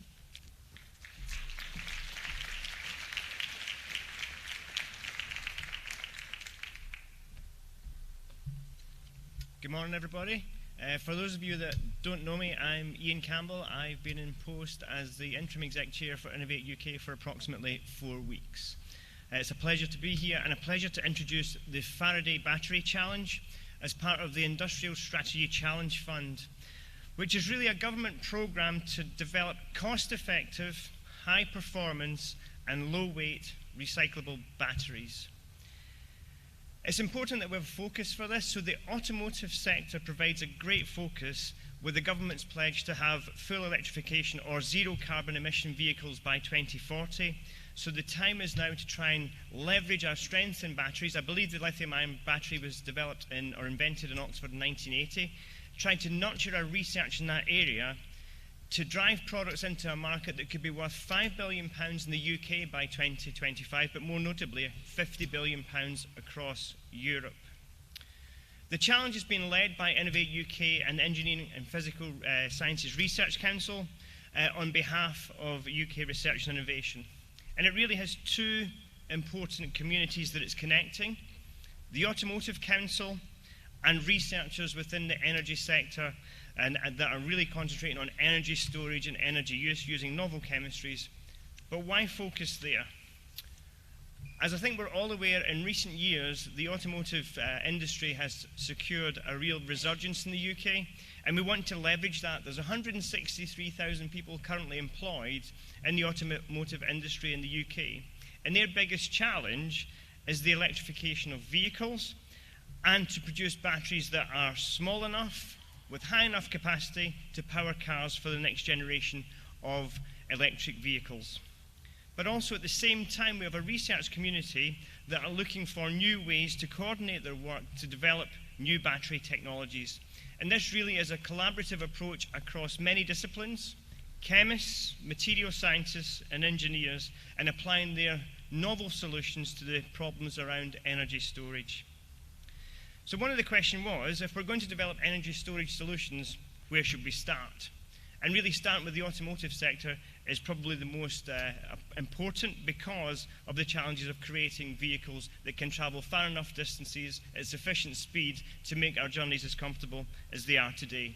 So therefore the Faraday Battery Challenge was really grown out of those two organisations, and it really brings together expertise and innovation from not just Innovate UK and the EPSRC, but across all councils. It's probably fair to say that the challenge today has had something around 100 people working on it across not only Innovate and EPSRC and BASE, but the other research councils as well.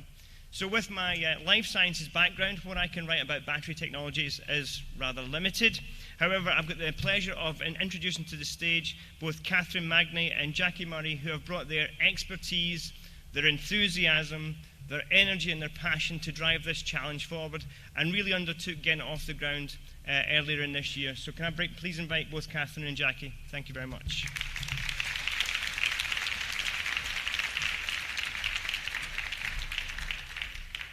Thank you, Ian. Thank you. Hello, so I'm Catherine, and alongside Jackie, we are the Deputy Directors for the Faraday Battery Challenge. And I mean, I've personally been involved in Faraday since before it was named Faraday, since conception really. And very early in the life of Faraday, Jackie and I both knew that what we were building had to be something that was much greater than the sum of the parts. That's what was going to achieve, you know, this huge challenge and really meet the needs of things like the Industrial Strategy Challenge Fund that it was funded by. And really, we just wanted to say a little bit of this morning about how, you know, what our key points were in making this happen, and why UKRI has been important in this. And I think to build those, you know, build something that was more than just the sum of the parts, I think we really had a view that there were three key aspects to this. The vision, urgency, a sense of urgency, and creating a powerful coalition. Needing to set a vision, you know, needing to describe something that people could sign up to, understood, would work towards alongside us, the UKRI team, to make sure that, you know, we all got behind this and could deliver change and deliver something different. Urgency, I think you've heard already that there are key drivers towards the introduction of electric vehicles. We can't wait. The Clean Growth Plan, etc., gives us clear targets that we have to meet. And a powerful coalition. We can't do this on our own. We don't have the knowledge on our own to deliver what we need to deliver. And it's all about developing a team and creating a team around this, so getting a section of people lined up, focused in the same direction and working alongside you to address that challenge, but also working on their own to address that challenge as well. So that team. And I think those things really just, we think, align very closely with the UKRI vision. And just to read to you the UKRI vision, what that is, remind you of that. Being a trusted partner and to ensure research and innovation flourish in the UK by connecting researchers and innovators with customers, users and the public. And doing that starts here. It's being delivered by Innovate UK and the Engineering and Physical Sciences Research Council on behalf of UK Research and Innovation. And we are a key part of that. Faraday has had to connect with some very powerful influencers across the scene. The Automotive Council being, you know, a prime candidate there, the automotive industry more generally, their supply chains as well, people in other sectors, aerospace industries getting involved now, and other disciplines as well. A wide variety of people that are very influential, very powerful, and we absolutely have needed to work with them and get them on board as part of this team and part of this message. But what we've also needed is the support from the staff here from UKRI. And we're going to continue needing that as we go forward. And as you think of the challenges that we need to address, moving into other sectors, thinking about cross-sectoral challenges, delivering funds in a completely different way, being creative or innovative in the way that we can do that, and yet sticking to our core principles. You know, competitions, funding, looking at skills and skills investments, and that's really where we draw upon the teams that we have around us in our organisations and across the councils. But Jackie is going to say more. So it's been a challenge. My challenge this morning is that someone's stolen my script, so you'll have to all bear with me. But it is a festival, hence the flowery trousers. So Catherine's been a pleasure to work with, the team has been a pleasure, but blimey have we had to deliver. And what we've delivered in a really rapid way, and I saw on the Slido questions, I've been reading them avidly, that speed. So Catherine's point about urgency is really important. Actually, it helps if you can take advantage of it. But I think my grey hairs show just how hard it's been to deliver a brand new battery institution called the Faraday Institution. That is a £78 million investment. It's already got £20 million worth of fast start projects underway. And it's laying the foundation and the governance really for actually how we're going to create a new supply chain in the UK. We've also managed to get off the ground and out the door £40 million of round one collaborative R&D money. Round two is just about to get announced, so you heard it here, folks. And that's another £25 million worth of funding. And for me, what's really exciting is in round two, just in round two, we had 89 different applicants. Some that were completely new to batteries, some that had just never worked together. But those consortia, you can see forming that backbone of a new supply chain in the UK for batteries. And then last November, we also announced the £80 million UK Battery Industrialisation Centre. That's close to my heart as an engineer, and as I heard earlier, I have a different perspective on things, which is probably quite true. And that, for me, is where we scale up and prototype and really do something exciting in the UK. But that delivery has been based on the team. So it's been hundreds of people. And I'm really clear that today, and the reason I wanted my script was not really to tell you what I've just told you, but really because it had lists of people that we had tried to come together and think about and make sure they got thanked in person. So I'm going to do some of them. Aha, we found it. At least I've got the names. That's really useful. First of all, what we can also boast is we've actually got a challenge director from industry. What we've got Tony Harper, who is the ex-R&D director from Jaguar Land Rover. And he joins this team alongside Professor Peter Littlewood on the Faraday Institution, an eminent professor in that field, who's moved from Chicago to come here and do this. And he's then alongside a guy called Jeff Pratt, who's just been announced, and he's in the UK BIC as the chief exec. And he's the guy that actually set up the Nissan battery plant, which actually is where the UK produces all these electric vehicles in the Nissan Leaf.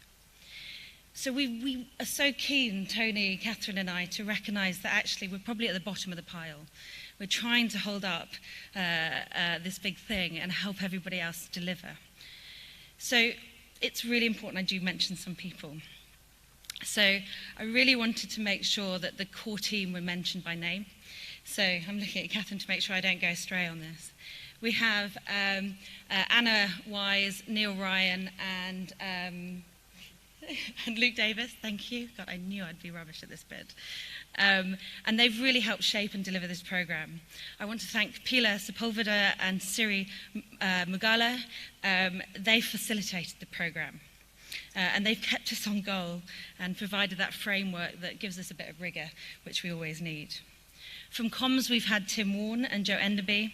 From finance, Stephanie Farmer, Hayley Lewis, Joe Trasler, and Leslie Northfield. Thank you, guys. I told you there's a long list. I feel like an Oscar acceptance speech at the moment. To those in the Innovate UK Operations Competitions team, so sorry we've made your life so difficult. Joe Lyford in particular deserves special mention. John Topless as well in Capital Projects. He's our property and capital guy. He's doing a phenomenal job with us. In evaluation, it's Dan Hodges, it's Jose Argudo, Sue Smart and Sushma Tiwari. Apologies if I get that name wrong. But it's more than that. So reading those comments earlier, it made me really keen to make sure that those of you in HR, those of you who have helped us recruit, those of us you that out there that actually pay us, those of you that make sure we're not all sardines in Polari's house, or at least trying really hard, you're massively part of this. We wouldn't be here without you, so you're massively important, so thank you. There's other people like Tanya Cottrell and Simon Gardner and NERC who, you've been involved in very maybe small parts, but you're very important to us. Your knowledge, your input, we're really keen to hear it as we move forward. So just to finish, thank you all. Thank you for sitting there listening to us today. Thank you for your help. Thank you to Catherine, who has been my partner in crime right the way through. And I hope you'll join us if you haven't felt involved to make a real difference and bring together that UK battery supply chain. Thank you.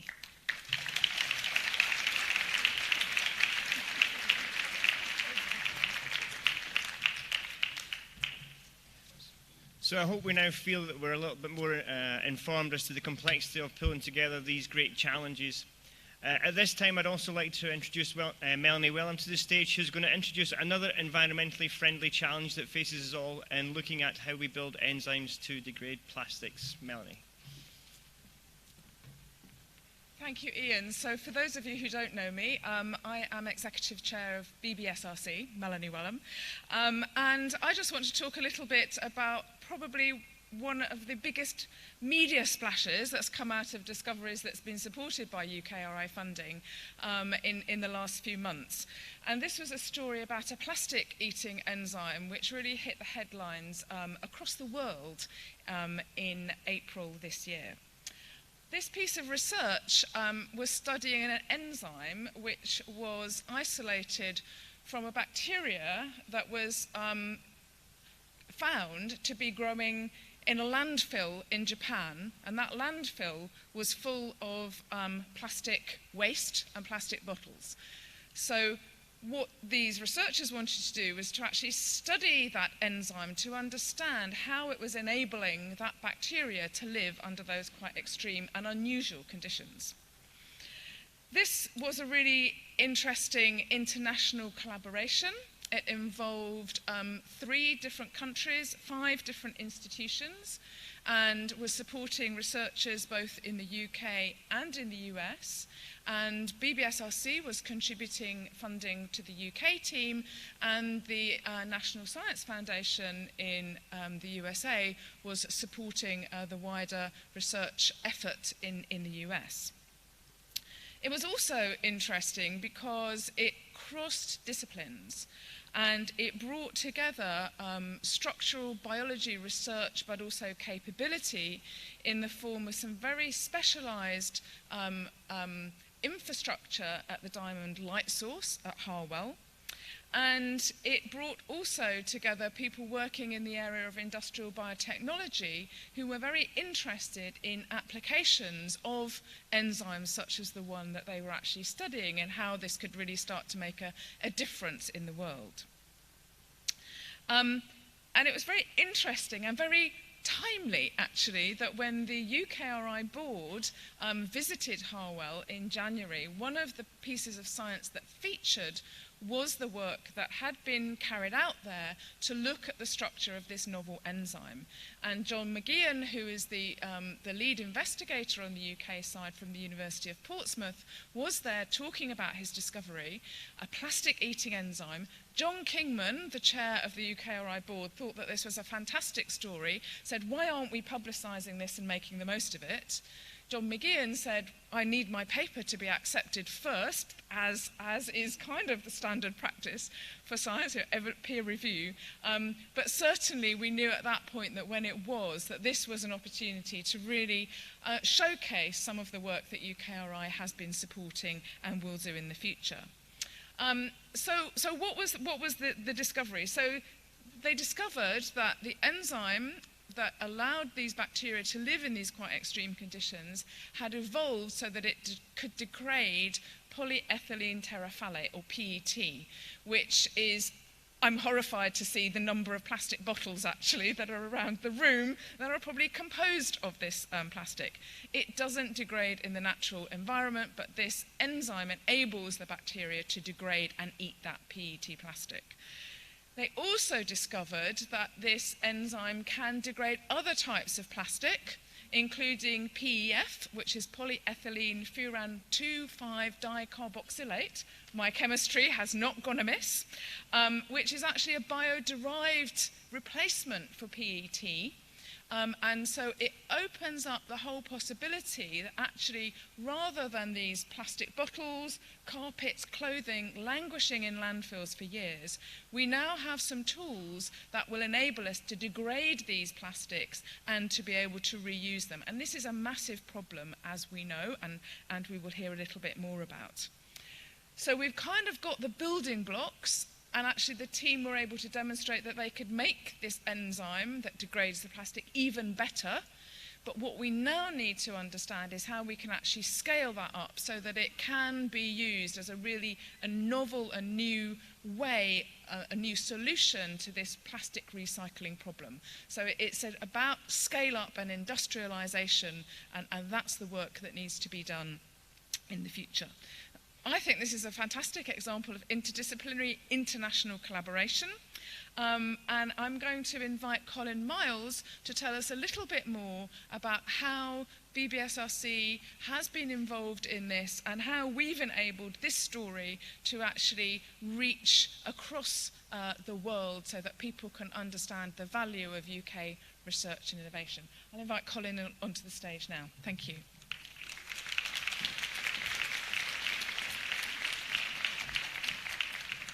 So, thank you very much for the opportunity to speak today. Melanie, thank you for the introduction. So, my name's Colin Miles. My role is to be the head of strategy for industrial biotechnology in BBSRC. That sounds really grand, doesn't it? Okay. So, what's that all about then? Well, it's about developing strategies which support the science and technology which is going to underlie the manufacture of materials, chemicals, and energy in the future. So we've talked about carbon and manufacturing carbon and energy. These are the processes that we're going to need to use in the future. And it's particularly with emphasis on biological systems that will enable that to take place. And that's why making and degrading plastic is actually a very attractive proposition to me. It's a very interesting example.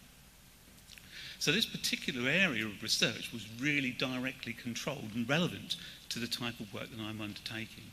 Now, I thought I'd try and answer the question about the roles, if you like, by just going a little bit around the story as such. Now, it became a global phenomenon, of course, but that didn't just happen by chance. There was a considerable amount of effort applied, particularly by our BBSRC communications team, to make that wider attention. But I guess the question is, why did it cause such a stir? So what was it about this particular project that made it such an attractive proposition?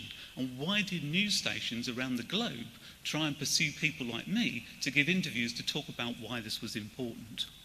Well, I think I would undoubtedly be connecting this with the people's awareness of plastic waste in the environment, and that was so well publicised in the BBC Blue Planet 2 documentary.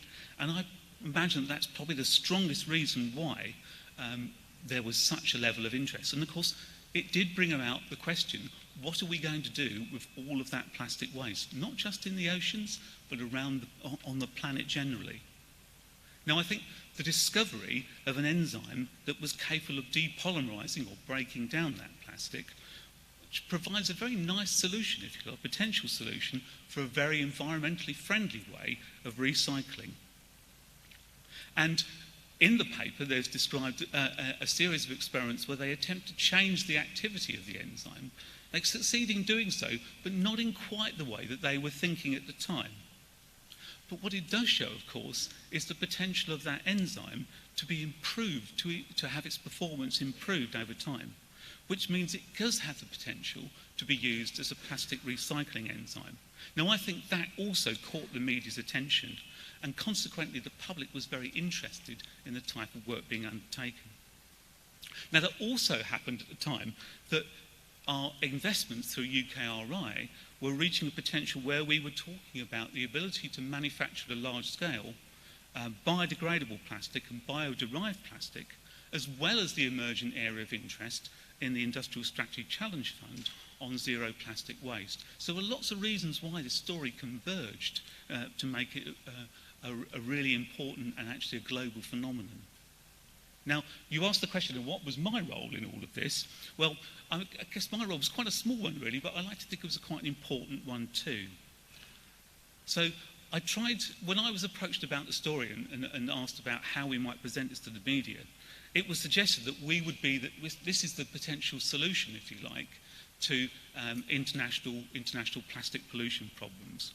But I decided that the important thing was to take a more responsible line and be realistic about what the capability of this discovery really meant. Well, whilst it was undoubtedly a novel discovery, there's a world of difference between taking a piece of research which worked successfully in the lab to actually making it work at a global industrial scale. And so the idea of approaching the media was to try and make sure that we made that clear. We're supposed to be a trusted and responsible organisation, and I like to think that was a component part of what we made clear in our interactions with the media.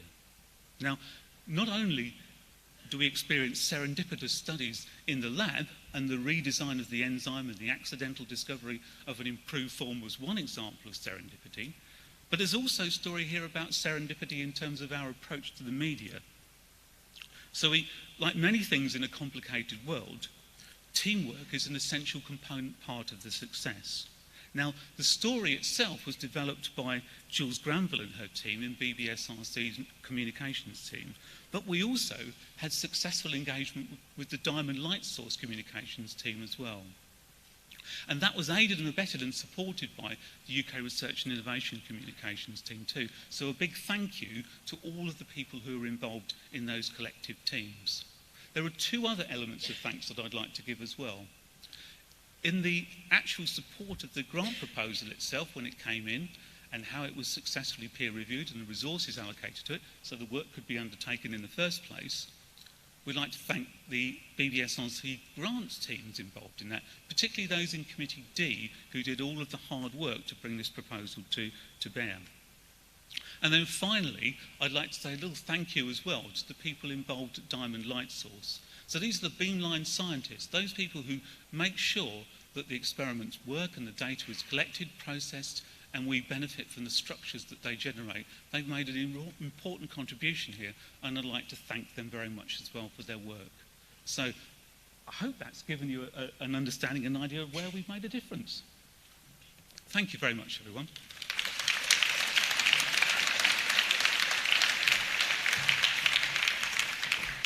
Thank you, Colin, and I look forward to actually following this story as it starts to evolve even further, because I think it is really exciting. I'd now like to hand over to Mark Thompson, Executive Chair of STFC. I think he's going to talk about robotics. Something like that, yeah. So thanks, Melanie. So I've got the pleasure of introducing what I think is a great example of translating fundamental research into addressing a real-world problem. So RAL Space is one of our research departments at the Rutherford Appleton Laboratory on the Harwell site. It carries out what is undoubtedly world-class research in space and in technology development for space. And amazingly, it's been involved in over 200 space missions. Now, one of the areas of research that RAL Space is involved in is planetary exploration, and that includes both the technology, development of technology, and development of vehicles for planetary exploration. So think of Mars rovers and clever sensors. So if you think about Mars rovers and or other remote vehicles, they have to be autonomous, they have to work on their own, nobody's going to help them. They have to be robust, you can't fix them easily. They have to be highly maneuverable, they have to negotiate difficult terrain, and perhaps most importantly, they're packed full of really clever sensors. So what the RAL Space team realised was that this technology platform, could be used to address a major real-world problem. Now, it's shocking, in fact, that there are an estimated 110 million active landmines around the globe, mostly in developing nations. And the mapping and the clearance of these minefields is really a major problem for many countries. So what the Rail Space team did is they actually obtained UK Research and Innovation funding through the Global Challenge Research Fund to actually develop an idea, still it's a development stage, to actually use its Agritech rovers to map minefields. Effectively, what we're trying to do is deploy robotic vehicles where people fear to tread. So the idea is relatively simple. You deploy unmanned vehicles with clever suites of sensors which can detect chemical explosives, combine those with remote sensing in a later version, and what this has the potential for doing is actually make the whole process of landmine detection, well, obviously far safer, that's very important, more accurate, very important as well, and actually perhaps most important, given the number of landmines out there, is make that process much faster. So I have the great pleasure of actually introducing Rain Irshad to talk about this incredibly important and exciting project, and she'll give you a few more details about the team.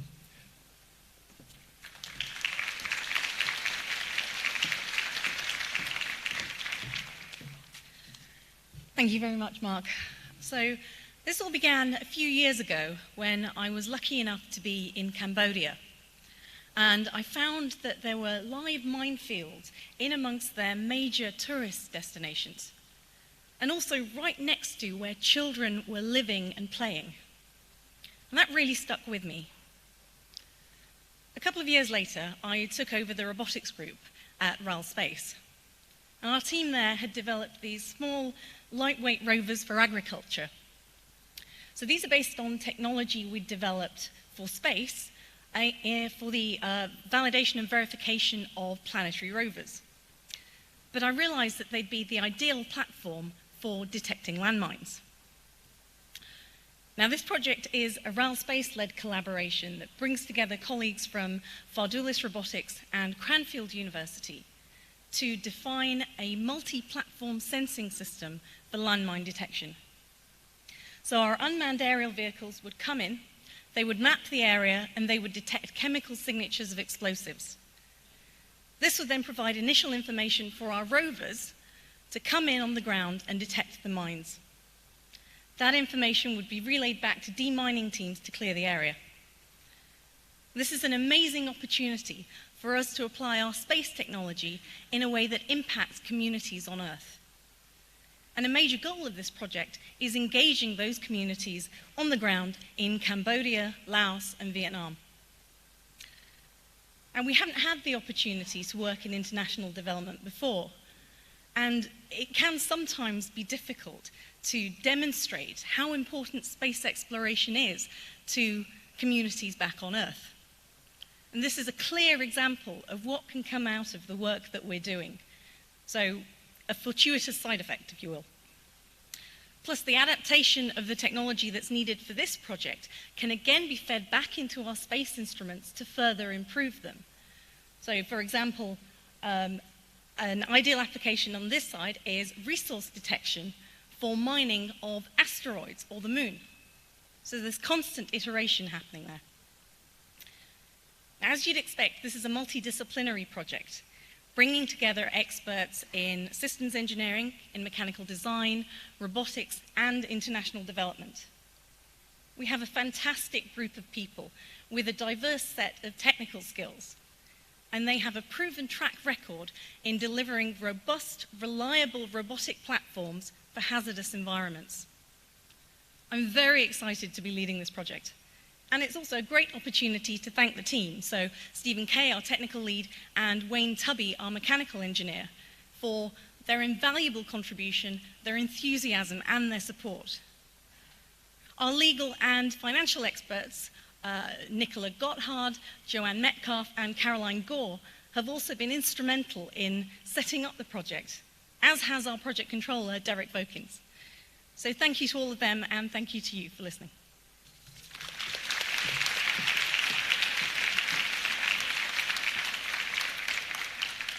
Well, thanks, Rain, for this absolutely inspiring story. I mean, I think this is a really great example of, as I say, translating fundamental research into to address a really, really important problem.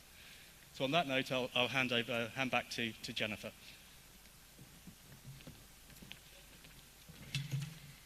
Thanks, Mark, and thank you all for those stories. We've heard some great examples already of collaborations and contributions that are making a real difference to the world. I'm now going to introduce a project that's looking to improve the mental health of students.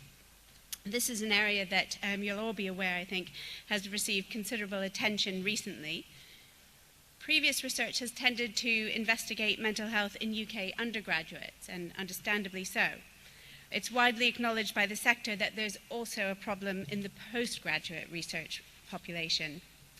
But until now, it's been very little understood what were the very specific problems that might be faced by postgraduate students. So Research England commissioned the first specific piece of research into the well-being and mental health of postgraduate research students in the UK. The aim was to find out what mental health support is offered by higher education institutions, to provide insight into the factors that were specific to this population, and to make some recommendations for interventions. The research concluded that students do face unique challenges. They face difficulties with their supervisor relationships, they face financial worries, some of them face harassment, and feeling isolated or inadequate. Some postgraduate researchers can also find themselves working in a long hours culture with pressure to deliver to a very high standard. So with this, HEFCI, now Research England and the Office for Students, as part of its Catalyst Fund, awarded 1.5 million to English universities in March 2018 to improve the support for the mental health and well-being of postgraduate researchers. Many of the recommendations from that commissioned research are being addressed now by 17 projects funded under the Catalyst Fund. And Research England and the Office for Students are still working together now to continue to deliver this important programme of work, to support the funded projects, evaluate the projects that are funded, because we need to learn about them, and to facilitate the sharing of best practice across the sector for the benefit of all postgraduate students. There are, of course, many organisations involved in this programme, but I'd like to welcome Claire Fraser now, who will give us a bit more information on her involvement on this piece of work.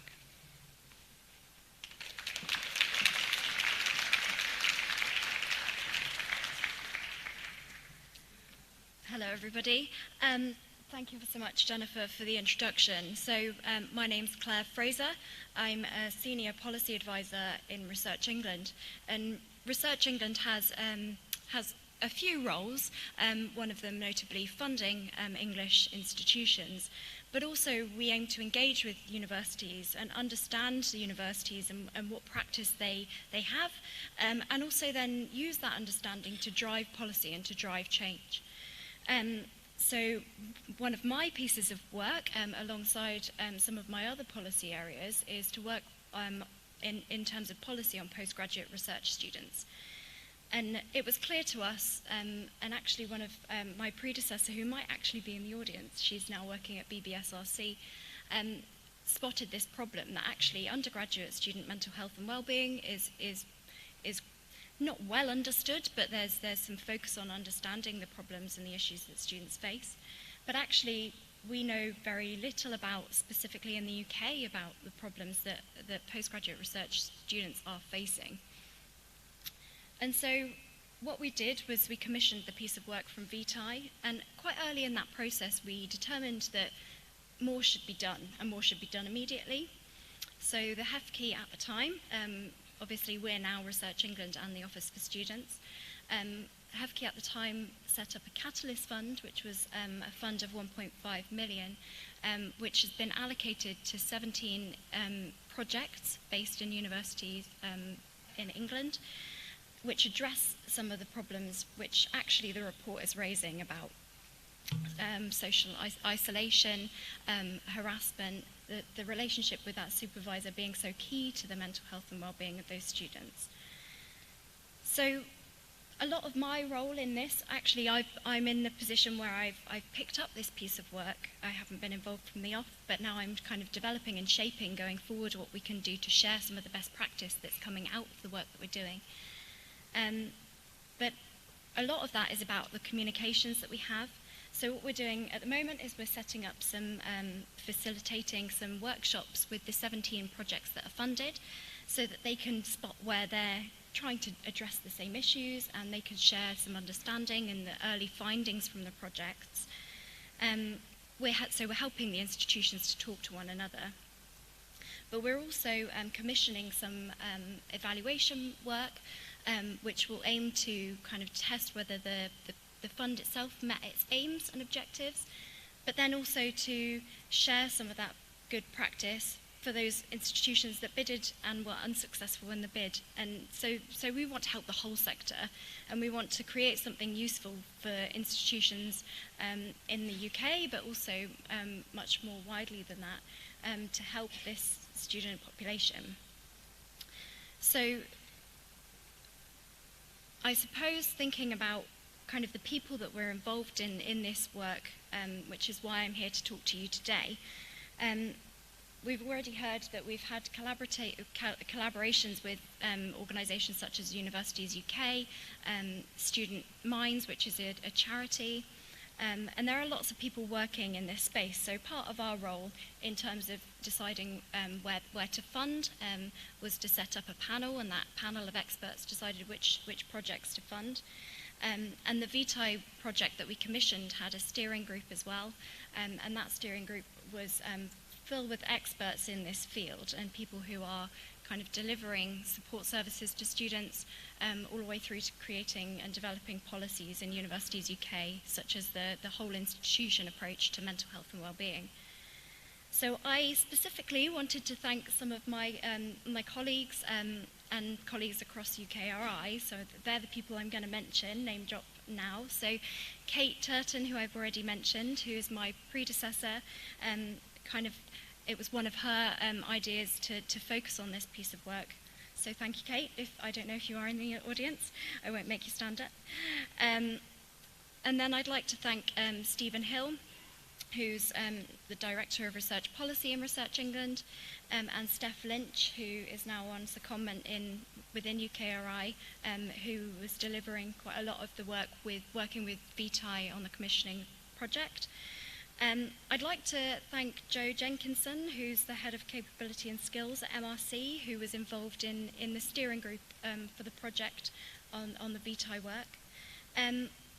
I'd also, slightly strangely, but I think it would be unfair not to, thank some of our colleagues in the Office for Students, because we are working collaboratively with the team in Office for Students on this work. We have a joint interest in postgraduate research students, quite rightly so, and I think this is an absolutely fantastic opportunity for us to show how we can work collaboratively with our partner in OFS. So I'd like to thank Matt Jennings and Laura Mailer, who are the OFS project leads. I'd like to also thank David Sweeney, who was involved in the setup of the project itself, and also kind of involved in drafting the call to institutions for the funding.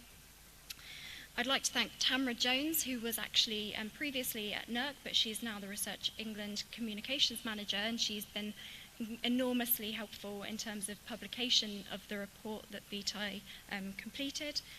And she's been working with Tristan Russell, who is based in AHRC Digital Project Manager, who's been really involved in the setup of our website, so I think we should thank him too.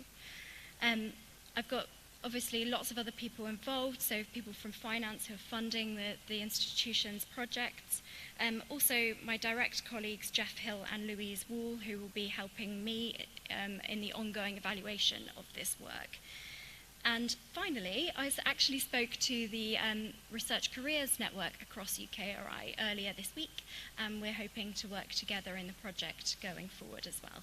So thank you all to everybody who's been involved. I'm sure that it's all something that we can get behind and we're incredibly passionate about. We want to support the students and we want to help the talent pipeline for going into research and innovation in the UK and beyond.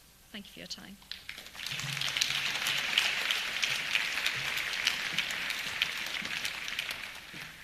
Great, thank you very much, Claire. Nearly there. This is clearly an important and very complex issue to address, and it's one that goes, of course, well beyond the student population. Approximately a quarter of the UK population is affected by mental health problems at some point each year. And in addition to the human cost, of course, there's the economic and social cost of mental illness in England is estimated at 105 billion. So we've heard about a range of different types of projects, all of them important and interesting and exciting, in fact, in their own ways. And we'll be tackling far more in the years to come, from antimicrobial resistance to the future of work in a world of expanding AI and automation. These challenges will, of course, necessitate medical and technological advances, but we also need to better understand the psychological, the social, the economic, demographic, cultural, and behavioral drivers of many of these phenomena. Because understanding these can help work out what kinds of solutions will improve outcomes and save costs. For antimicrobial resistance, for example, the solutions are new antibiotics, but not only new antibiotics, because we also need a better understanding of the poor practices that contribute to the development of resistance, and how we can change behavior and create systems that will stop us ending up back in the same place soon after new drugs are in use. We need to understand how mental health and health relate to economic performance to help make progress on questions about our productivity puzzle and about what work means for people. Ultimately, these new ways of working will require that we have the humility to understand that our own knowledge bases are important, but partial, and to have the curiosity to listen to what everyone else has to bring to the table. And we'll also then need the creativity to draw fields together in new ways. And we'll need to do this systematically and in a sustained fashion to address many of these challenges. And bringing the councils together under UKRI not only enables this, but it makes it our habitual modus operandi. And of course, this will require a talented and diverse research and innovation landscape. What we've heard today are just a few of the hundreds of examples of your excellent work and the contribution that we can make to the economy and society. I personally think it's an incredibly exciting time to be a researcher, a funder, an innovator, to work in UKRI. And it's an exciting time to work together, whether in research, innovation, finance, legal, HR, communications, or beyond, because we can't do this work if we don't have the budgets and the management to make sure it gets done properly, or if we don't have the people recruited who are going to be the best at what we're doing. But I certainly look forward to working with all of you in whatever functions you're working in order to help achieve the outcomes and impact that the world will be watching for in the years ahead. Thank you.